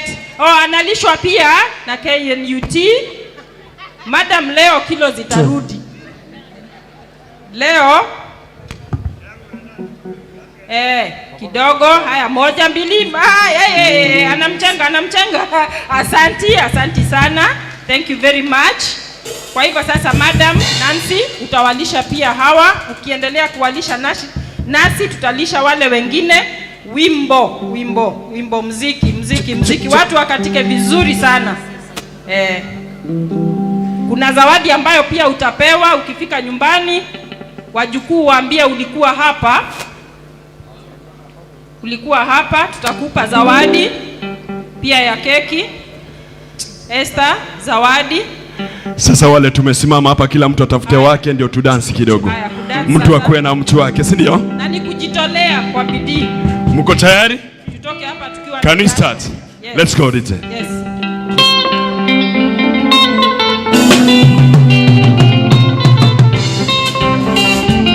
Tafuta mtu dansi na mtu tu.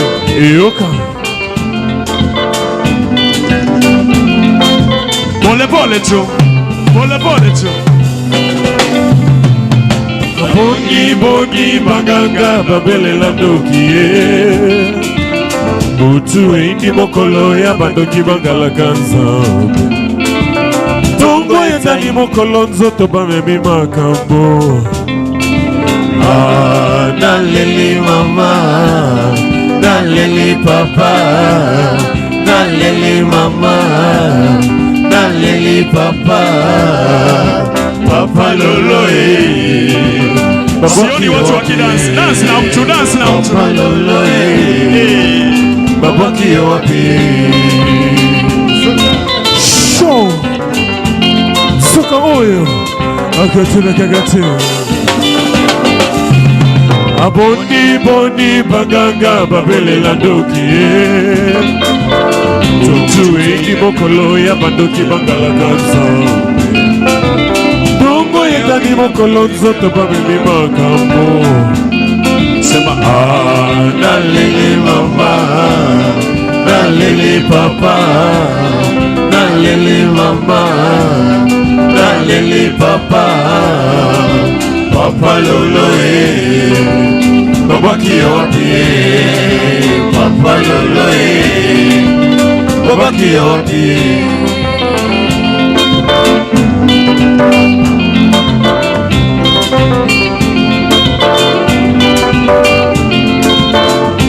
Zambe akela mokili atio pema na mopepe apesa biso pema topema akela biso neteli nyoka atio biso bawombo tango nyoso I love you. Papa lolo babaki wapi? Papa lolo babaki wapi? Show. Attention. Na mokili bandimaka mototeo ozali langali ya katuka mokili leka balanda yo ebalizanga mbikuwa na moti yo koti na lingomba andoki bakitiseli yo miso papa lolo babaki wapi? Papa lolo babaki wapi?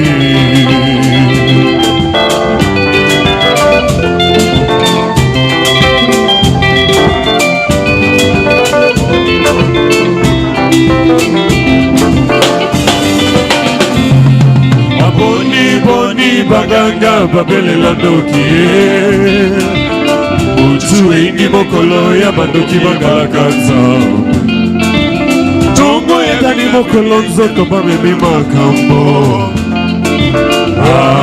Naleli mama, naleli papa, naleli mama, naleli papa, papa lolo babaki wapi?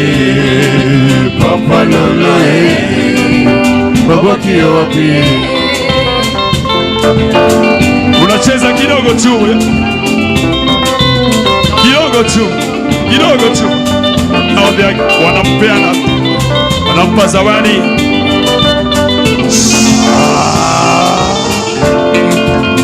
Enda chini tafadhali, tupige makofi tafadhali. Inaambiwa boss, mentor, leader na ingine zenye siyesoma miwani sina. Wapi makofi tafadhali? Madam Nancy, congratulations on your exit. Hapo tu, hapo tu.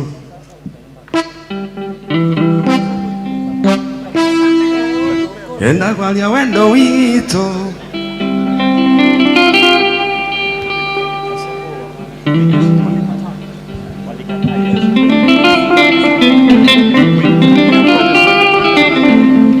Tuendelee. Bali. Ready tafadhali.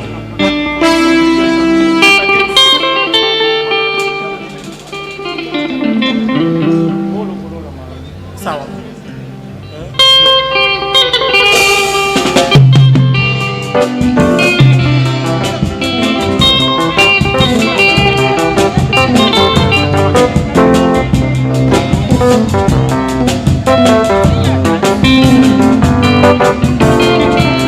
DJ Kolo kolola, mama kolola kolola.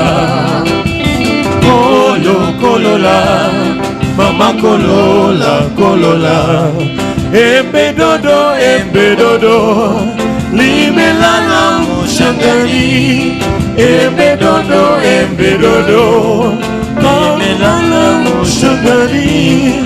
Kwa uba na mazoea, uwe wangu wa milele. Wapi makofi wewe? Kuna request imeombwa, ngoja kidogo. Kuna request imeombwa DJ. Uko tayari? Achilia. Madam Nancy anataka kudance kidogo, lakini kanusu tu, si sana. Kadogo tu, kadogo. Kadogo, si sawa sawa? Mnataka kuona akidance? You won't see her dance? Simempea pressure sana na imeisha hiyo maneno. Wapi makofi yake kidogo kidogo kidogo kidogo kidogo. Are you ready my brother? Uko ready? Achilia. 1. Hapo tu. Hapo tu. Bro.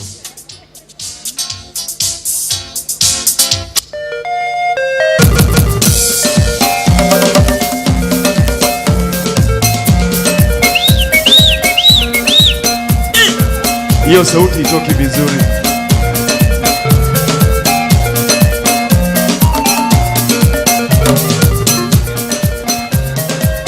Sawa, imekuwa mama Ali.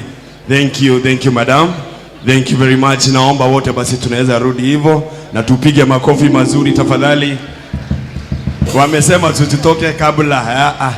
Lazima upate hiyo wimbo please. Nilikuwa naangalia time. Madam tumeambua lazima hako kaendelee.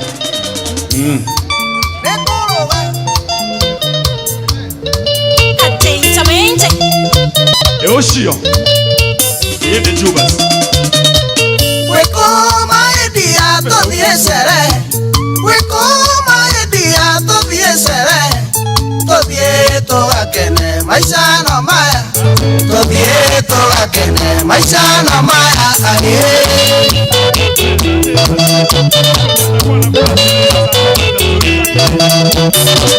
Komi sete mono maedia. Kama shirenge makwano wetu.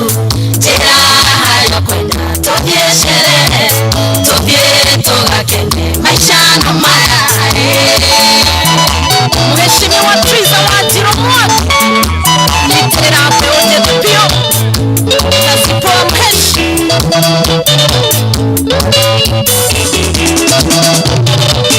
Yokai sinabio na ihako wa maguta. Yokai sinabio na ihako wa maguta. Niroka kekoya na todie sere. Todie toga kene maisha na maya.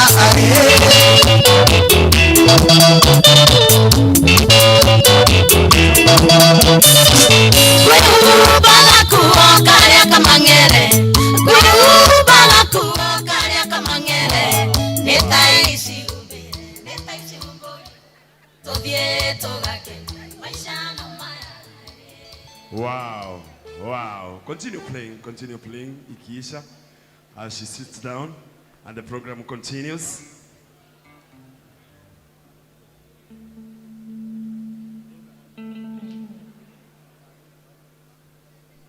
Job tuendelee.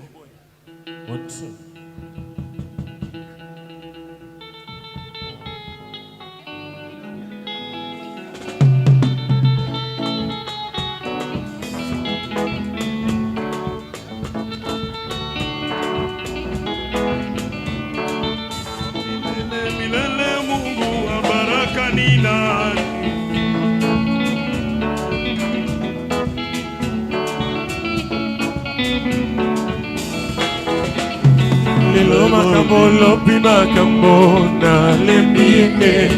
Lelo bituma lobi koswana na baye. Na boi ko baby sa zoto na banzaka na lemie. Mario malelie. Kele Mario na baye. Thank you very much. As we wind up completely, there are photos we cannot miss, and therefore we want to request the Directors, Teacher Service Commission, and the CEO to come here for a photo, kindly. And as they come, the Governing Council, KESHA, also prepare yourself for the next photo. At least we have those two photos. Kindly, Madam. And as we do that, we are going to award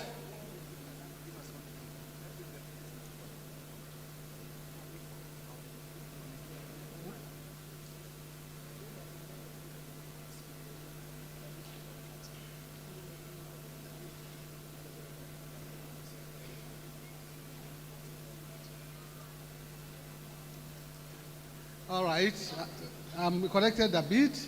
We are going to start with the regional directors and the Madam CEO. Then after that, those county directors, TSC who are there, you come. After we are doing that, if they are sub-county, you come. After that, then we go to KESHA.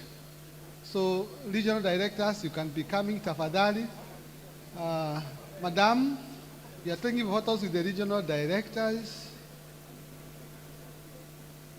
We want people to be organized. After regional directors, we want the county TSC directors who are there.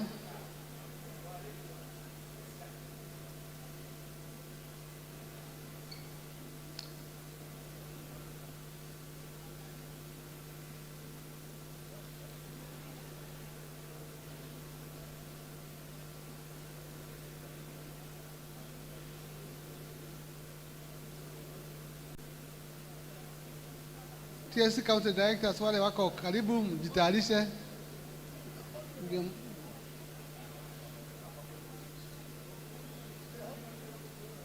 Yeah, you come for the photo, Madam. They are waiting for you.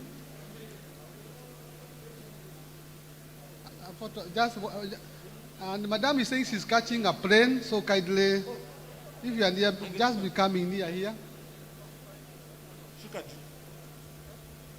A nice one. And GC nataka mweke tusimama pale already because of time. County directors kindly simameni hapa because of time. Wow.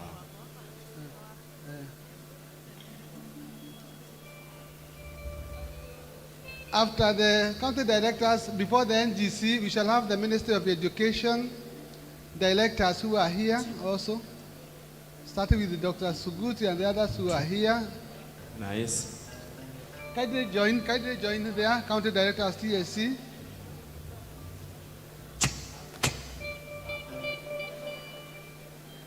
Yule principal wa Kericho wako wapi tafadhali? Alinisaidia jana vizuri sana. Let us organize ourselves very fast because he's catching a plane.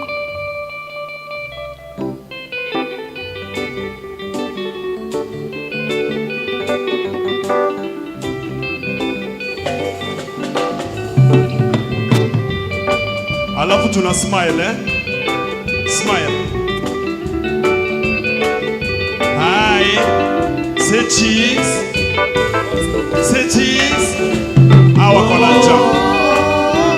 Minali Angelike, Angelike rudi tuonane, roho yangu inanisumbua. Sing Washie. Thank you next. That's right, please. That's right. Dr. Suguti. Dr. Suguti. Dr. Suguti, kindly. Ministry officials, directors of ministry. Sikujua kwamba situtaachana kwa mapenzi yetu ya kwanza tulipokuwa tukicheza Education. Ministry of Education. Sikujua kwamba situtaachana mapenzi yetu ya Naomba kwanza. tujipange vizuri tafadhali. Tujipange nyuma kidogo. Tafadhali ngoja tuelewane kidogo. Nimeona Let's balance. NGC wako hapo. Kwa hivyo Ministry of Education, karibu tugoje hapa. Dr. Suguti. Hi. Please listen, Madam Galari. Please listen. I wanted the Minister of Education to wait here. And that is the National Governing Council. And I'll be there. Are you capturing these ones? Mnaona?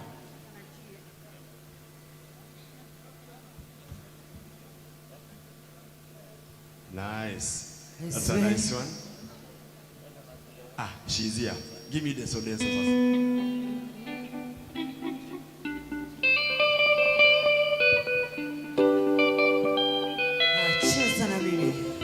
Wale warefu wakae nyuma kidogo.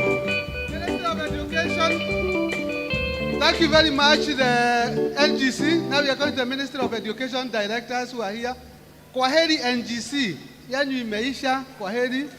Twende sasa tukae. Hii team twende tukae. Minister of Education very now. Nice.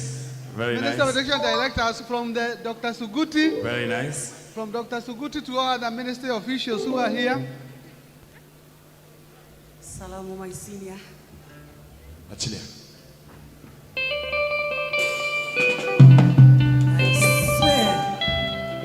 I swear children. Minister of Education directors who are here. Sole.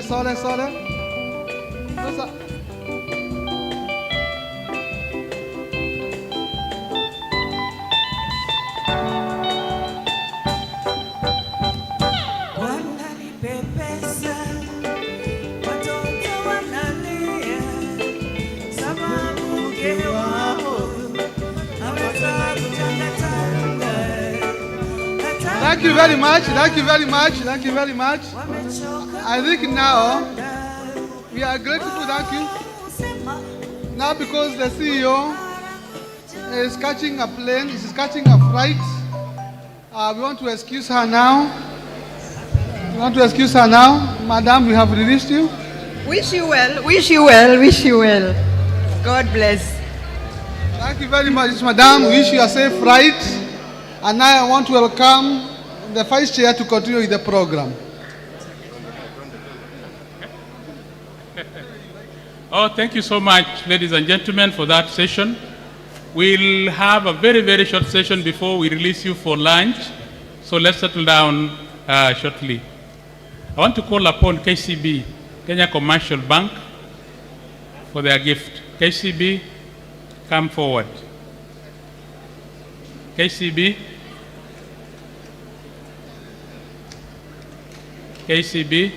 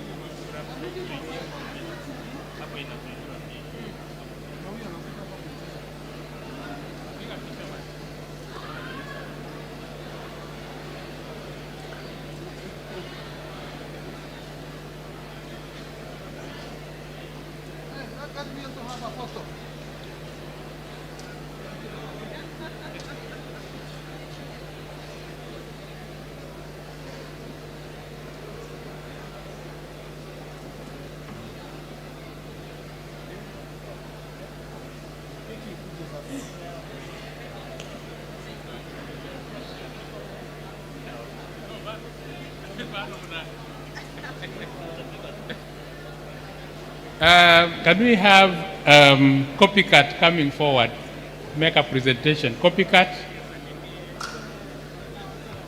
Colleagues, let's settle down a bit. We'll not spend more than 10 minutes. Copycat. And Paul. Thank you. Yeah, I understand. Yeah. Ladies and gentlemen, Copycat has been with you as a partner for more than 40 years. And currently, we also partnering with you for this conference. And basically, we're offering the solutions for exams printing, exams administration, and we take care of management of documents, reproduction of documents, workflow, automation, learning and management systems. So the solution we have today, we have a tent outside there, and I want to encourage you to come pass by. We have digital duplicators, which are basically machines customized to print exams. Already we have over 5,000 machines in your schools. Some of the schools we maintain, and some of you are still, using the machines because they are very, very reliable. And one of the things that we want to solve is the anxiety the principals get, especially when the time for the exams comes around. You had an exam just before you came for the conference, and if the machine breaks down, then you get very, very frustrated. So the solution we have is, number one, very reliable printers, cost effective in terms of maintenance, and we also offer service and maintenance for your machines. So we have an offer this year. So if you come to our stand, you'll get a special price, and that price will maintain when you place your orders. And we are giving very high discounts for KESSHA, just like we did last year. So come to your stand, and you'll see the kind of machines we are talking about in terms of speed, in terms of maintenance, in terms of everything. You'll be able to see our demonstration machine there. We also have innovatively come up with a new technology where the printing machines can be supported by a solar kit. So in case where your school is and sometimes you struggle with power fluctuations when you are printing exams, we have a solar kit to fire and to maintain the printing. Then the last one is genuine consumables in terms of inks and masters and toners. We're also giving out an offer, but we'd encourage you to be using genuine consumables so that you make sure that your machines take long life. Like what I'm just describing, we guarantee 10 years of use or 10 million copies, whichever comes first. The other product that we have is an IWB, which is called an interactive whiteboard. This one is normally used in your boardrooms when you have board meetings and some of your board members are not able to attend. It's able to, have a meeting, a live meeting and real collaboration. You can use it in your ICT for labs. We have virtual labs and everything, and we have the machine there and the screen. It's something like this, but it has more features than the screens you are seeing there. The other one is service. I mentioned about service. We're also giving you an offer for our service. We want to encourage you to come and subscribe. Sometimes your machines are not taken care of by professionals. You spend a lot of time because of breakdown, poor service. We'll also introduce to you some of our engineers and technicians who are close to your schools to be maintaining your machines. So you'll find a wide range of both printers, copiers, and we are very, very close to the entrance. So come there, you'll see the offers, and we'll have more engagements, and you'll ask questions, and you'll be able to answer those questions. So thank you so much. Our contact, if you want to contact us in future, is 0709 873 000. If you want to clarify or inquire on something, is 0709 873 000. Thank you for listening to me. We are here until the end. So come to our stands. You'll be able to sample our new products, and most likely you have a solution for your school. Thank you so much for listening to me.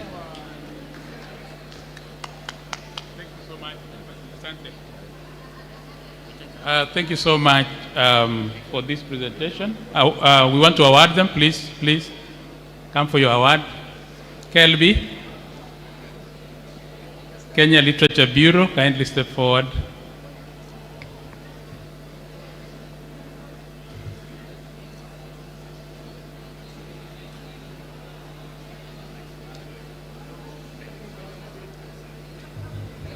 Thank you, Vice Chair. Colleagues, good afternoon. I know we are running late, and it's a great privilege for me to stand before you to talk about Kenya Literature Bureau, one of the sponsors for this conference. On behalf of the Bureau, we would like to introduce ourselves once again into the market by being the leading or one of the leading publishers and printers. Indeed, as Kenya Literature Bureau, we are the only publishing house that has a printing press. And therefore, it gives us great privilege and a lot of capacity and opportunity to print and to publish. One of the things that we pride ourselves as the Kenya Literature Bureau is having good quality secondary school books, particularly targeting your levels. And as KLB, we are there to serve you. Being a government institution, one of the things that has given us a leverage over many other competitors is the fact that we are a government institution. We exist to offer social services. Our pricing of our products and the quality of the same products is top-notch. So I'm pleased to announce to you, principals of our schools, that soon we'll be launching a series targeting the senior school. We have 10 books that have already been approved by KICD, and they will soon be coming to you. Our network of marketers will be coming to you, and we have a robust marketing team that will reach you in your schools. So we take pride as an institution that we are offering that service to you. One of the things that I would like to encourage principals is that instead of just buying books, we would like principals to write books. We are a publishing house. We have a fully fledged professional publishing department that can allow you as a principal write your story. I'm sure many of us will have many things to say about our work in the journey, and we'll soon be talking to the just exiting CEO of Teacher Service Commission to give us an opportunity as Kenya Literature Bureau to publish and write a book. There are many people that we have been able to write for, and therefore one of the targets that we look for is our school principals. Our books that we publish are written by teachers, and therefore I want to challenge you principals, when you go out, when you go back, please challenge your teachers to write books, because the best books that are out there have been written by teachers. Unlike any other publishing firm, we do not go for profit, we go for quality, and that's why we want to reach out to you. Please, if you know of a teacher who is good in writing, particularly literary materials, please let them reach out to us. So on behalf of Kenya Literature Bureau, as the Managing Director and formerly one of you, we want to give you an opportunity to publish with us. Give us an opportunity. You have seen the quality of the books that we have out there. They are top-notch. Even when they do not come under the government or the Ministry of Education program, our books that are in the market are able to give our competitors a run for their money. So I want to give you an assurance as a KLB that we are out there for you. Thank you so much for listening, and I wish you well as you travel back. God bless you.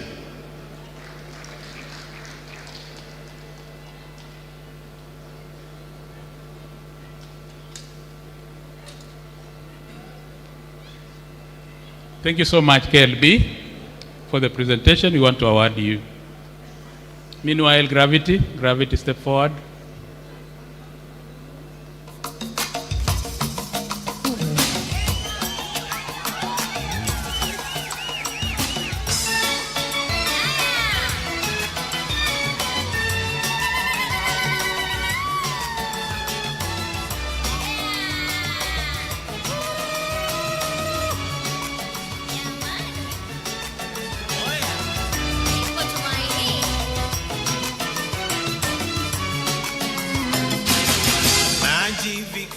Mwenyezi wasia kudondoa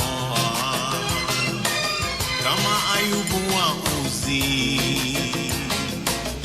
wa waloti wadoa. Check.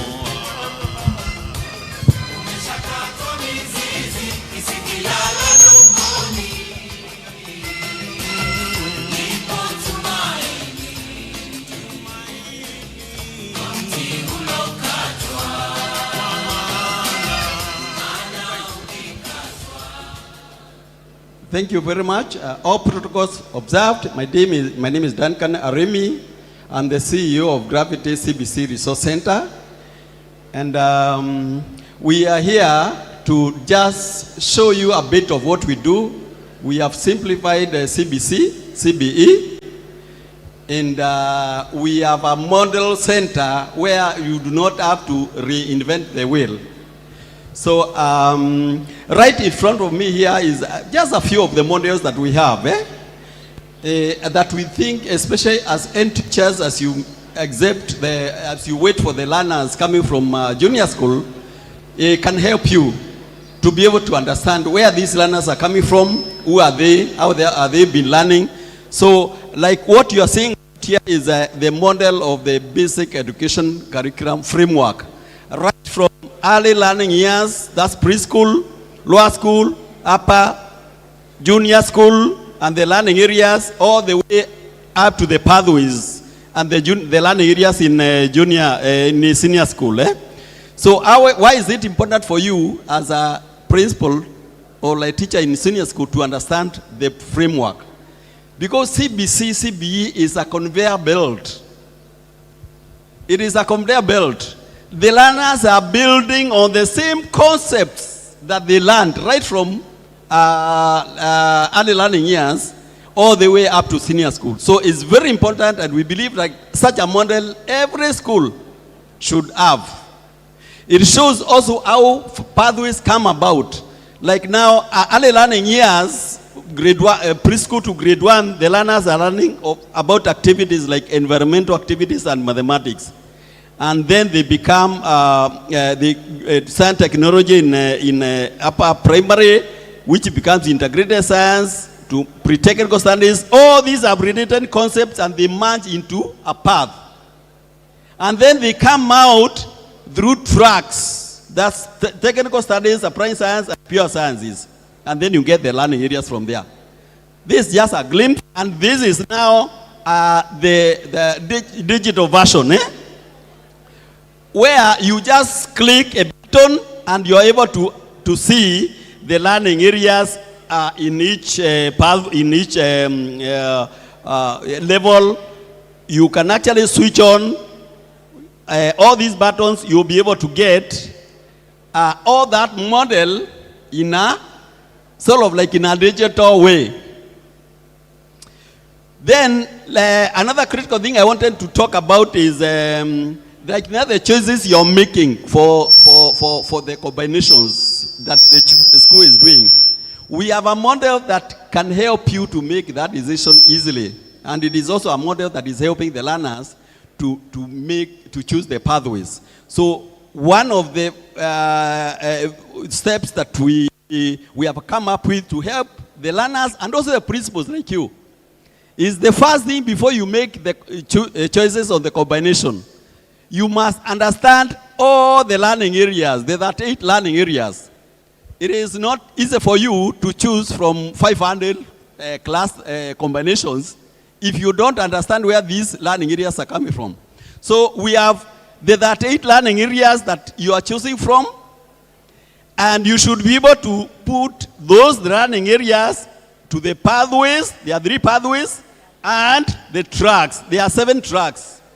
Arts and sports has 2, social sciences has 2, and STEM has 3 tracks. So you must be able to spread all the 3 learning areas to the tracks and the pathways. And the good thing for us is we have a self-assessing way, so that when you pick the learning areas, you place them in any of the tracks. You can switch on and know if you have gone right or wrong. So you can actually practice. So that if you are able to do this, to spread all those learning areas, then you can now start choosing. So that you choose learning areas that are, or subjects that are related. You can pick learning areas or subjects that are related, and then you can go to the portal and now pick the course for those learning areas or subjects. So this is how you are going to do it, and it is much easier. You can be able to master that 8 learning areas here, but you can't master the 500 combinations, can you? So this one actually is a model that every school should have. Now, I also want to show you how learning, how are these learners learning? So that you can know how you should actually, equip your teachers to learn. So here with me is just an example of a digestive system. Using locally available materials. Is there anything that you buy from the shop here? Is there anything from the shop that you can see? These are the normal things you have within there. So use locally available materials to be creative and innovative. So that, why are you doing that? Because the two very important competencies in CBC are problem solving, critical thinking and problem solving. Creativity and imagination. When a learner learns this way, you are nurturing that aspect. The teacher cannot impart what they do not have. The teachers must be creative, must be imaginative, they must be problem solvers so that they can impact the same competencies to the learners. So what learner-centered? Like now, these ones are magnetic. Just come around. These are magnetic. So the learners come and they identify the parts themselves. So they come and identify. You can see we make it more learner-centered because every CBC is about the learner. It is not drilling learner. It's not lecturing. It is the learner-centered. And this is what we mean by learner-centered. The learners themselves, they start from somewhere. They are involved. They challenge each other. So this is how learning should be. So in short, we just came to tell you, do not reinvent the wheel. We have a center that we have actualized CBC from preschool up to junior school and even senior school. Like now, when the government directive is that 60% of the learners should go to STEM. Do you know what it means? All the principles we have here, 60% of you should be preparing STEM pathways. Because how can you achieve that without you as the principals making sure that you have facilities for STEM? We have simplified, we have actualized like especially the pre-technical, the technical studies, marine and fisheries, aviation, electricity, woodwork, metalwork, media, technology, all these areas. For us, we have seen it at the level of junior school. Let's give a glimpse to the learners so that they can see what they will be choosing from. So we have a center that we have actualized all these learning areas, as much as both of them. And it is practical. The learners come and they go through. The same way also you and your teachers and your HODs, and we have many schools coming. Even Madam Asunta St. George's was here the other day with the entire board, HODs and the schools, Nairobi School, all these, they have been coming. And you come and just see how that has been actually so that you can go and implement it in your school. So I'm just here to welcome you. We have 2 centers in Nairobi, one along the Eastern Bypass and another one in Langata. I will share my number, I will share the number so that you can actually call. In August, we have a special program for 1 week that we are targeting the end teachers, the principals of secondary senior school, the HODs, the teachers, so that you can come and just interact with the area of the CBE. And that one day is usually a one-day training, and it is very transformative. We work with KSAD, NEC, Ministry of Education, and other stakeholders, including KEMI. We even train, partner in training and equipping the teachers. So I just want to share this number. please do not reinvent the wheel. Come and see how we can help our learners. The number is 0718-433-265. 0718-433-265. Thank you very much. Thank you so much for that presentation. I want to call upon Langat Nicole for Universal Energy Solutions, and then we'll wind up. Ben Jue, the Chair, Eastern Region, you'll prepare for closing prayer at the end of this presentation. Then we'll guide you for tomorrow's activities. Nicole, first time.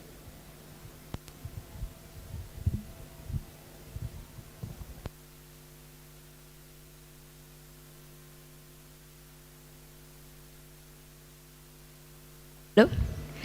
Good afternoon, everyone. My name is Nicole Langat.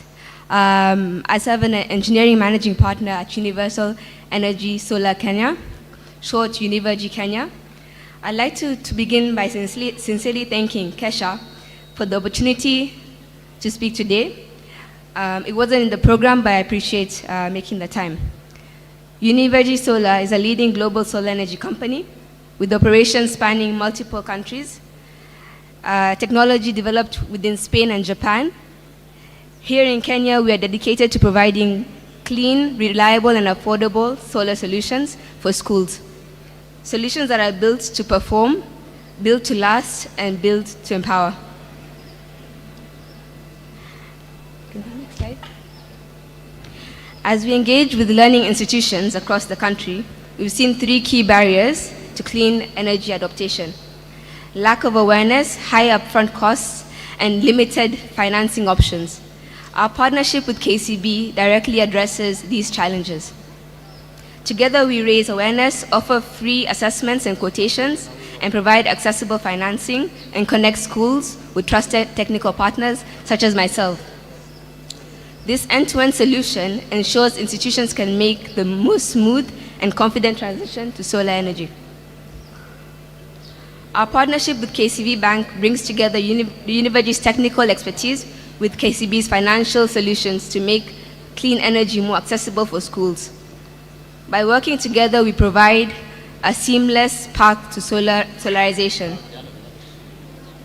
empowering institutions to reduce costs, improve reliability, and embrace sustainability. So as you see on the screen, we offer three solutions: grid-tied solutions, hybrid, and standalone solar.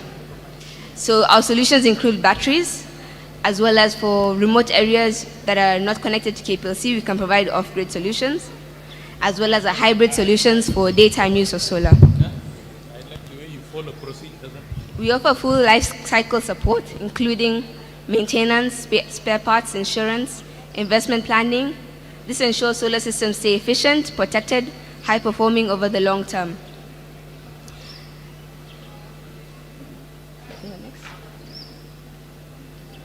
Some of the key benefits of going to solar are beyond energy savings. Institutions save up to 90% on electricity bills. 90% can be substantial when you're trying to minimize costs of your operations.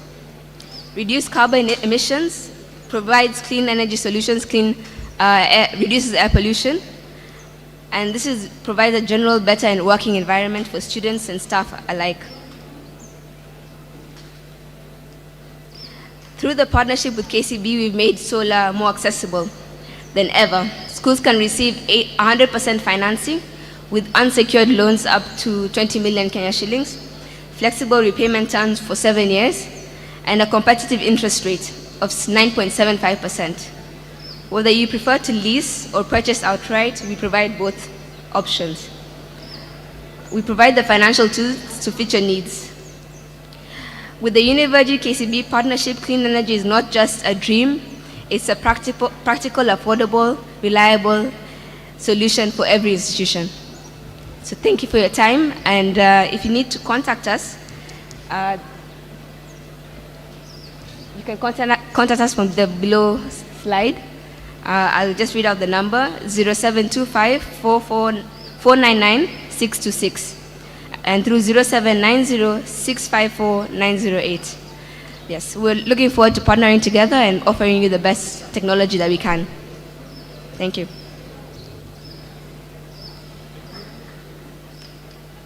Can we clap for her? Thank you. This young man wants to say something, please. Ladies and gentlemen, I'm Vincent Maingi, the director of Makini Arts Production.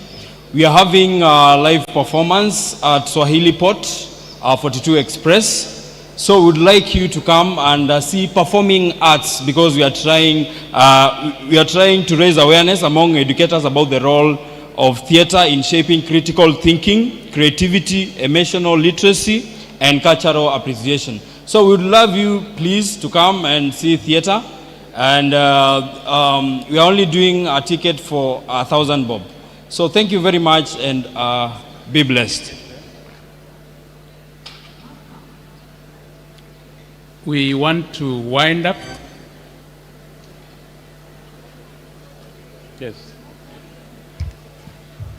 All right, greetings and all protocols observed. My name is Daisy Cherono Kerich Karaoke. Thank you so much, Chair, Vice Chair, for this opportunity. I just want to mention something about mediation. In case you have a matter in court that is not criminal in nature, I am an international trainer of mediators and also a court-annexed mediator working in 8 courts in our republic. So you might know of someone who has a case in court. Please, let us help that person. Tell them about mediation. It works and it restores relationships. So kama kuna mtu ako na kesi, tafadhali alete kwenye mediation. We also train mediators for 40 hours. It's only 5 days and judiciary pays 20,000 per case. So it's a good venture to do it as you plan also for your retirement. For counseling services, we are also here for you. I want to appreciate the schools that have been there to promote wellness in their schools. Reach out and we'll be able to help you. My number is 0723-057-463. 0723-057-463. Counseling and mediation services. Asante sana, Chair. Thank you. Thank you so much, everyone, especially those that have remained up to this final end. Thank you. Tomorrow we intend to start very early in the morning. We want to pray and release you. So tomorrow, kindly, the earlier the better. If you come early, we release you early. So I want to ask Bwana Ben Jue, the chairman, Eastern Region, to close with a prayer to wind up this day. Thank you, and may God bless you. Ladies and gentlemen, can we please stand so that we pray together? We honor our God. Thank you very much. Na tuombe. Almighty and ever-living God, we are before thy presence this wonderful afternoon. We thank you for the way you were with us since this morning. We pray that you be with us throughout the day. We have seen a very, very successful day. We have seen great people and we have been able to mingle. We've been able to be taught so many things. We, God, want to thank you for even enabling us. Keep us safe, keep us healthy. Let us always see you in our endeavors that we do, even as KESSHA, as principals, as everybody who is here, dear Lord. We thank you because you are going to be with us. Now, as we depart, dear Lord, be with us. Take care of us throughout the night. Those who might be traveling, those who might be going to various places, be with us throughout. We thank you because you're also going to gather us tomorrow with your grace, and we will be careful to thank you. As we depart with us, and as we meet, dear Lord, let you be with amongst us. All this we pray, believing and trusting in Jesus' name. And now may the grace of our Lord Jesus Christ, love of God, fellowship of the Holy Spirit, be with us now and forevermore. Amen. God bless you. Enjoy your afternoon and see you tomorrow. Thank you.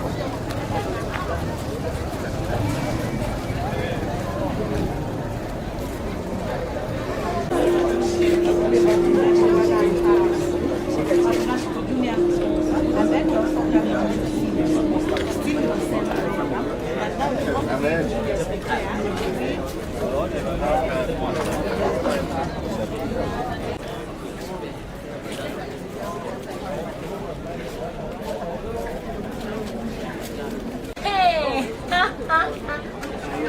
na jokes. Wako na sim.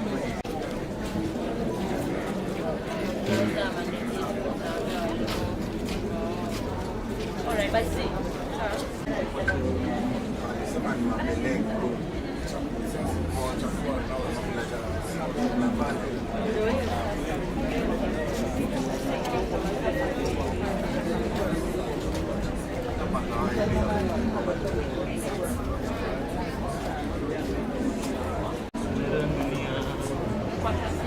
Who's that? Oh,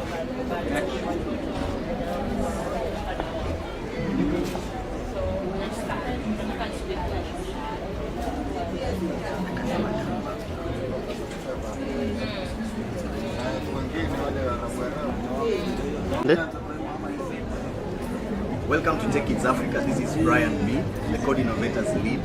Tumefurahia sana kwa hapa at KESSHA. Really engage the teachers that have been present in this particular program.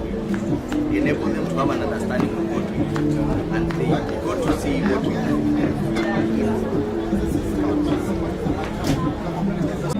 Hello guys, this is Brian B, the Code Innovators Lead from Tech Kids Africa. What we're going on is Audit Tech Kids Africa. Tech Kids Africa is an EdTech academy that deals with such kind of IT innovations. One, we train learners on matters like robotics and programming. We also do 3D designing and printing where... nakuja sai.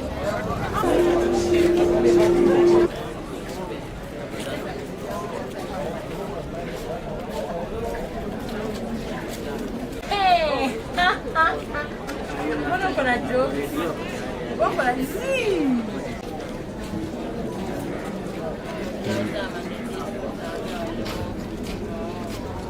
Alright, basi.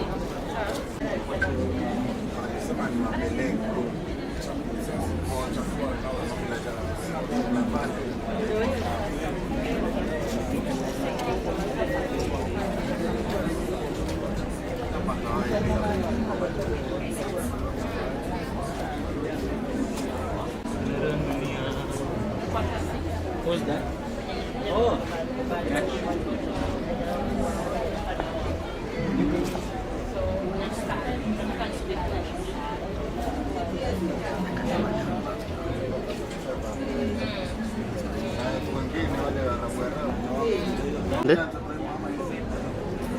Welcome to Tech Kids Africa. This is Brian B, the Code Innovators Lead.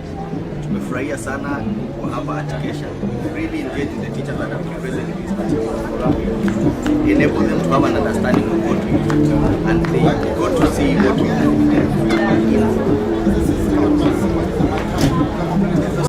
Hello guys, this is Brian B, the Code Innovators Lead from Tech Kids Africa. What we're going on is Audit Tech Kids Africa. Tech Kids Africa is an EdTech academy that deals with such kind of IT innovations. One, we train learners on matters like robotics and programming. We also do 3D designing and printing where learners get to have an understanding of how best they can design this thing and print it out. This is a art that teachers can use it to also teach. Hapa KESSHA tumefurahia sana vile tumezungumza na walimu, tumeeleza nini Tech Kids Africa inafanya kwa ndani. Na wamefurahia kazi yetu. We've gotten to see how best we can partner up. When you're ready, yeah.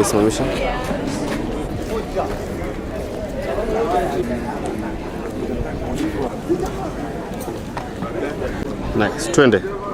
Hello, my name is Joshua Woods, and we are here in Mombasa for the annual general meeting of heads.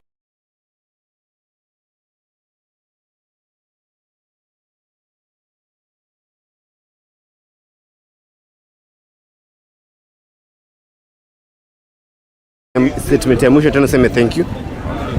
Welcome to Trueston, whereby we focus so much on nutritional education. Kai. Ndo kunembele. Sikuna kunembele. Come and experience wonderful products as we promote leading supplements. We are asking you that you don't have to worry about the toxins in the system. You don't have to worry about weight issues. You don't have to worry about constipation and any other problem that can be made from the excessive fat eating or sensor food that we're eating and any toxin. We are removing them naturally using natural products. Welcome at Cisco. We value your health, we value your well-being, and we say whatever you eat, that is what is affecting you. We are having the sleep max to help you relax. We are having the triple root candy to replace dead cells. We are welcoming you. We deliver countrywide. We are open for consultations and thereby helping you live very healthy life. Welcome, ladies and gentlemen. Nice. Finish. Naweza kufanya hii barabara, weke mpike. Run with it. Run with it.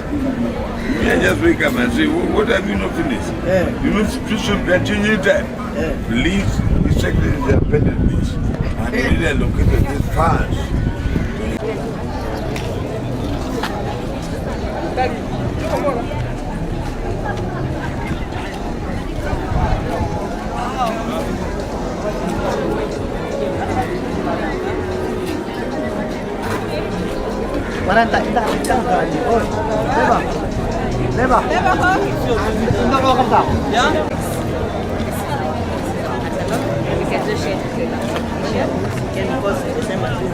Hata chemicals, kila kitu ya lab. Hi.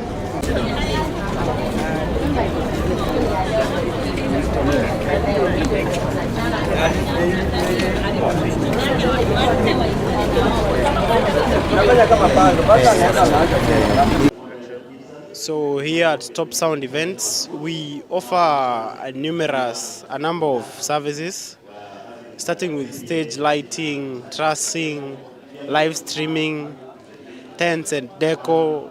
And as you can see behind us is Sheikh Zayed Mombasa Hall, where we are the main service provider, where we have provided the event with the tents. Actually, it's everything. We just offer everything, and you can be able to see from this side we have a dome tent which we've hired to the event. So in case you've got any event, hit this number at your screens and you'll just be sorted. Okay, our office is located in Nairobi, Garden Estate Road. So, and then follow us at our social media platforms at Top Sound Events. Thank you.